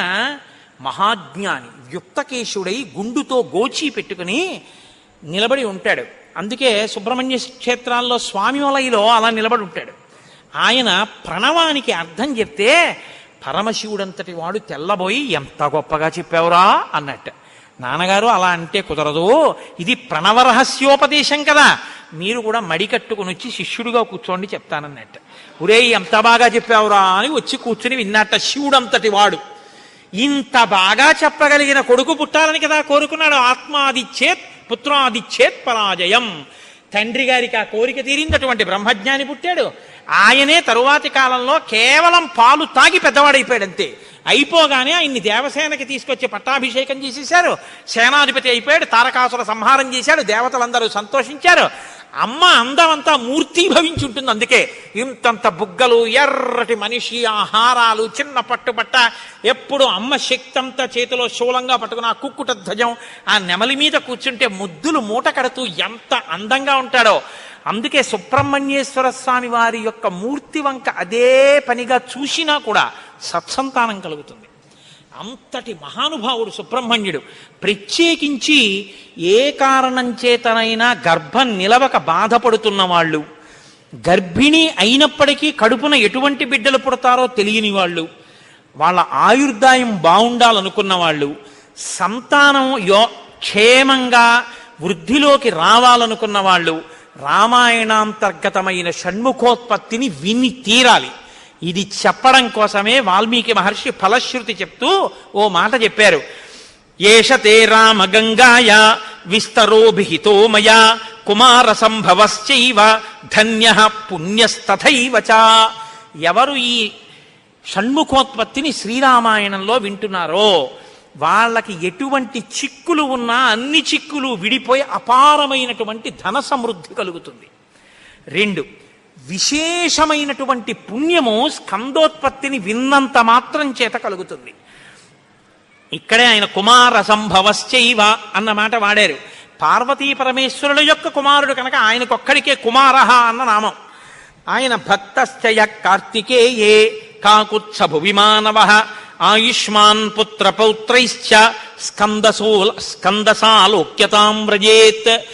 ఎవరు భక్తి శ్రద్ధలతో రామాయణాంతర్గతమైనటువంటి ఈ షణ్ముఖోత్పత్తిని చేతులు కైమోడ్చి సుబ్రహ్మణ్యుడికి నమస్కరించి వింటున్నారో అటువంటి వారందరికీ కూడా ఆయుష్మాన్, వాళ్ళకి ఏదైనా అపమృత్యు దోషం జాతకంలో ఉంటే ఆ దోషము ఉపశమించి ఆయుర్దాయం కలుగుతుంది. ఆయుష్మాన్ పుత్ర పౌత్రైశ్చ, వాళ్ళ కొడుకులు మనవలు అందరూ క్షేమంగా ఉంటారు. ఏవైనా దుర్గుణములు అలవడవలసినవి ఉంటే అవి పోయి వాళ్ళు వృద్ధిలోకి వచ్చి వంశానికి గొప్ప కీర్తి తీసుకొస్తారు. ఆయుష్మాన్ పుత్ర పౌత్రైశ్చ, ఎవరు రామాయణం సంపూర్ణ రామాయణం చెప్పించుకుని వినేటప్పుడు పరమ భక్తితో దేవాలయ ప్రాంగణంలోనో ఎక్కడో కూర్చుని ఈ స్కందోత్పత్తిని నమస్కారం చేస్తూ విన్నారో వాళ్ళు శరీరం పడిపోయిన తరువాత స్కందసాలోక్యతాంబ్రజేత్, సుబ్రహ్మణ్య లోకాన్ని పొందుతారు అని వాల్మీకి మహర్షి సత్యం తప్ప ఆయన నోటి వెంట రాదని బ్రహ్మగారి వరం. ఆయన ఎప్పుడూ ఫలశ్రుతి చెప్పరు, ఇక్కడ చెప్పారు. అంత గొప్పది షణ్ముఖోత్పత్తి. విచిత్రం ఏమిటంటే ఈశ్వర సంకల్పం అంటే చాలా గొప్పగా ఉంటుంది. నేను ఇవాళ అసలు నేను ఏదైనా మాట చెప్తే చాలా జాగ్రత్తగా వింటారు హరిప్రసాద్ గారు. నేను చెప్పాను రేపు సుబ్రహ్మణ్యుడికి అభిషేకం చేయించండి అని చెప్పాను. ఎందుకంటే ఇవాళ అయింది కాబట్టి షణ్ముఖోత్పత్తి, రేపు స్వామికి అభిషేకం చేయించండి, ఆయన చల్లబడతాడు. రామాయణాంతర్గతంగా జరిగింది కాబట్టి అభిషేకం చేస్తే చల్లబడుతుంది మూర్తి. ఆయన చల్లబడిన అభిషేక తీర్థాన్ని మనం పుచ్చుకున్నాం అనుకోండి, అది మరింత శక్తివంతం. పాపం ఎవరైనా ఏదైనా సంతాన సంబంధమైన సమస్యల్లో ఉన్న వాళ్ళు ఆ తీర్థం పుచ్చుకుని ఉపశాంతి పొందితే అంతకన్నా కావలసిందే ఉంది. నాకు చెప్పానుగా వ్యక్తిగత అనుభవాలు చెప్పడం ఇష్టం ఉండదని. ఈ షణ్ముఖోత్పత్తి వల్ల ఉపయోగాన్ని ఉపకారాన్ని పొందిన వాళ్ళు ఎంతమంది ఉన్నారో. నేను మొన్న కూడా గోపాలకృష్ణ గారికి ఒక సంగతి చెప్పాను. అంత గొప్ప షణ్ముఖోత్పత్తి నేను నా జీవితంలో ప్రత్యక్షంగా చూసా, దాని గొప్పతనం ఏమిటో. ఈ విషయం రేపొద్దున్న తెలిసిన తర్వాత ఎందరో తల్లులు దీనివల్ల ఉపయోగం పొందిన వాళ్ళు కన్నుల నీరు పెట్టుకుని సంతోషంతో చెప్తారు యథార్థం నిజమేనని. మీకు నేను ఒక రహస్యం చెప్తాను, నేను ఆశ్చర్యపోయాను. తూర్పుగోదావరి జిల్లాలో మల్లవరం అని ఒక క్షేత్రం ఉంది. అక్కడ సుబ్రహ్మణ్యుడు, ప్రత్యక్ష సుబ్రహ్మణ్యుడు, ఇంతలా పాము కోనేటిలో స్నానం చేసి శివలింగాన్ని చుట్టుకుని ఉంటుంది. అది పిల్లలు పుట్టని వాళ్ళు వెళ్ళి నమస్కారం చేస్తే పిల్లలు పుట్టారు. డాక్టర్లు పిల్లలు పుట్టరని సర్టిఫై చేసిన వాళ్ళకి పుట్టారు. ముఖ్యమంత్రులు కూడా వెళ్ళారు పీఠాధిపతులు అక్కడికి. ఆ పాము కారణాంతరాల చేత శివలింగానికే తల కొట్టుకుని శరీరం వదిలితే ఇప్పుడు అలాగే ప్రతిష్ఠ చేశారు. అక్కడ నేను ఆశ్చర్యపోయింది ఏంటంటే, నాకు ఆ దేవస్థానం ధర్మకర్త ఒక ఆయన వచ్చి ఒకసారి ఓ మాట చెప్పారు. బిడ్డలు పుట్టరు అని డాక్టర్లు చెప్పేసినటువంటి వాళ్ళు సుబ్రహ్మణ్య షష్ఠి నాడు ఈ దేవాలయం వెనకాల పడుకుంటారు, వచ్చి బోర్లా పడుకుంటారు ఆడవాళ్ళు. వాళ్ళకి కునుకు పడుతుంది, కునుకు పడ్డాక లేపేస్తాం. ఆ మరుసటి సంవత్సరం వాళ్ళు పసిపిల్లల్ని పట్టుకుని వస్తారండి అని చెప్పారు.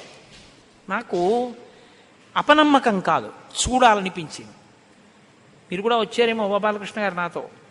కాకినాడ నుంచి చాలా మందిని కలిసి సుబ్రహ్మణ్య భుజంగ స్తోత్రం చేశారు శంకర భగవత్పాదులు. సుబ్రహ్మణ్య షష్ఠి నాడు ఆ దేవాలయంలో చదువుదామని అందరం కలిసి వెళ్ళాం. ఆ రోజు వాళ్ళు నా ప్రసంగం కూడా అక్కడ ఏర్పాటు చేశారు. మీరు నమ్మరు, నేను తెల్లబోయానండి. ఎంతంత సంపన్న కుటుంబాల వాళ్ళు బిడ్డలు పుట్టరు అని బెంగ పెట్టుకున్న తల్లులు చంటి పిల్లలతో ఎంతో సంతోషంగా వచ్చి ఆయనకి నమస్కారం చేసుకుని, అబద్ధం కాదు, నేను ఎంతో మందిని అక్కడ అడిగాను, ఏమమ్మా మీకు ఈయన వలనే కలిగిందా సంతానం అని. ఖచ్చితంగా మేము ఆయన వలనే ఈ అనుగ్రహాన్ని పొందామని ఆ అదృష్టాన్ని పొందారు. మహానుభావుడు సుబ్రహ్మణ్యుడంటే. ఆయనకి నమస్కారం చేస్తే ఎంత స్థితినైనా ఇస్తాడు. మన అదృష్టం ఏమిటంటే రామాయణం చెప్పుకుంటున్నది శృంగగిరి పీఠంలో, అది అమ్మవారి సన్నిధానం, రామచంద్ర ప్రభువు యొక్క సన్నిధానం. ఇక్కడ శివాలయం ఉంది. ఆ శివాలయంలో ఇటు పార్వతి ఇటు గంగా ఉన్నారు. సాధారణంగా అలా ఉండరు. ఆ గంగ మళ్ళీ తన రెండు పాదాలు ఇలా పైకి పెట్టి కాళ్ళు పాదాలు కనపడేటట్టు వచ్చి ఇలా గుడ్లు కనపడేటట్టుగా ఉంటుంది చక్కగాను. శివుడు కటు గంగా ఇటు పార్వతి ఉండి బయట సుబ్రహ్మణ్యుడు ఇటు వినాయకుడు ఉంటారు. రేపు మళ్ళీ ఒక్కసారి చక్కగా అన్ని పదార్థాలతోటి అభిషేకం చేయించండి. చేయించి ఎవరెవరు అభిషేక తీర్థం తీసుకోవడం కోసం వస్తే వాళ్ళందరికీ కూడా ఒక అర్చక స్వామిని దానికి నియోగించి అందరికీ లేదనకుండా పాపం తీర్థం ఇప్పించండి. రామాయణాదులు ఉన్నది ఎందుకంటే అందరికీ ఉపకారం చేయడం కోసమే ఉన్నాయి. మీకు ఉపకారం జరిగిన నాడు మీరు మాకెవ్వరికీ వచ్చి చెప్పక్కర్లేదు కూడా. మీరు మళ్ళీ వచ్చి సుబ్రహ్మణ్యేశ్వర స్వామి వారి దగ్గర, రామచంద్ర ప్రభువు దగ్గర నమస్కారం చేసి స్వామి మీ వలన ఉపకారం పొందామని ఆయనకి చెప్పండి చాలు. మీరు మాకు చెప్పాలని కానీ మీరు చెప్తేనే సంతోషిస్తానన్న మాట కూడా నేను చెప్పను. ఎందుకు చెప్పనో తెలుసా? ఒక్కటే నమ్మకం నాకు, ఇది సత్యం, సత్యం పునఃసత్యం, ఇది ఆ శక్తి కలిగి ఉంది, అది నా నమ్మకం. కాబట్టి మీరు స్వామికి నమస్కారం చేయండి. ఇంత గొప్ప పీఠ ప్రాంగణాన్ని మీ అభ్యున్నతి కొరకు వాడుకోండి. చక్కగా వచ్చి తీర్థం తీసుకోండి. చేస్తాను, ఎంతమందికైనా ఉపకారం చేస్తే నేను ధన్యుణ్ణవుతానని ఆ తండ్రి కొడుకులు ముచ్చటగా సిద్ధంగా ఉన్నారు. హాయిగా రేపు అభిషేక తీర్థం తీసుకుని తరించండి. మీకు ఓపిక ఉందా? ఓ 2 అరటిపళ్ళో ఓ పండో ఓ కాయో తెచ్చి చక్కగా నైవేద్యం పెట్టుకోండి, ఓ కొబ్బరికాయో. షణ్ముఖోత్పత్తి విన్నారు కాబట్టి. రేపు గంగావతరణం అత్యద్భుతమైనటువంటి ఘట్టం శ్రీరామాయణంలో. దానికి మహర్షి ఫలశ్రుతి చెప్పారు. ఇలా విన్న వెంటనే నీకు పోయింది పాపం అంతే అన్నారు మహర్షి. అసలు నిజంగా గంగావతరణం బహుభంగిమలు తిరుగుతుంది, ఎంత గొప్పగా ఉంటుందో. రేపటి రోజున ఇవాళ అనుకున్నాను కానీ షణ్ముఖోత్పత్తి అయ్యేటప్పటికే 9 అయింది. కాబట్టి రేపు గంగావతరణాన్ని తప్పకుండా మనవి చేస్తాను, మీరు తనివి తీరా విందురు గాని. ఇవాళకి శ్రీరామనామం చెప్పుకుని చక్కగా మనం మంగళాశాసనం చేసుకుందాం. నీవు నేనన్ను భేదమేమియు లేకయున్నది రామనామము, బ్రహ్మ సత్యము జగన్మిథ్యాభావమే శ్రీరామనామము, పసితనంబున అభ్యసించిన పట్టుబడు శ్రీరామనామము, ఎందరో మహానుభావుల డెందమాయను రామనామము,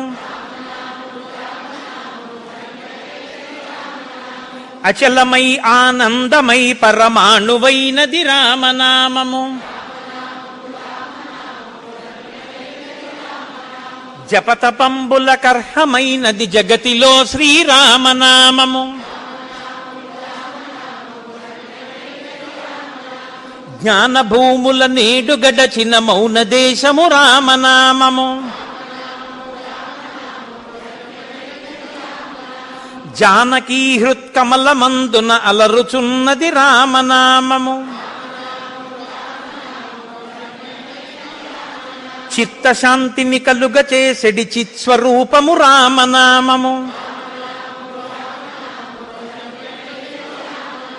చూపు మానసమొక్కటై మరి చూడవలనై రామనామము, దూరదృష్టియు లేని వారికి దుర్లభము శ్రీరామనామము, బ్రహ్మపుత్రక రాజ్య వీణా పక్షమైనది రామనామము, శాంతి సత్య అహింస సమ్మేళనము శ్రీరామనామము, తల్లివలె రక్షించు సుజనుల నెల్లకాలము రామనామము, మంగళంబగు భక్తితో పాడిన శుభకరంబగు రామనామము, మంగళాశాసనపరై మదాచార్య పురోగమై సర్వైశ్చ పూర్వైరాచార్యై సత్కృతాయాస్తు మంగళం. మంగళం కోసలేంద్రాయ మహనీయ గుణాత్మనే చక్రవర్తి తనూజాయ సర్వభౌమాయ మంగళం. ఉమాకాంతాయ కాంతాయ కామితార్థప్రదాయినే శ్రీగిరీశాయ దేవాయ మలినాథాయ మంగళం. కరచరణకృతం వా కర్మ వాక్కాయజం వా శ్రవణనైనజం వా మానసం వాపరాధం విహితం వా సర్వమేత్తక్షమస్వా శివ శివ కరుణాబ్ధే శ్రీమహాదేవ శంభో. సర్వం శ్రీ ఉమామహేశ్వర పరబ్రహ్మార్పణమస్తు. స్వస్తి.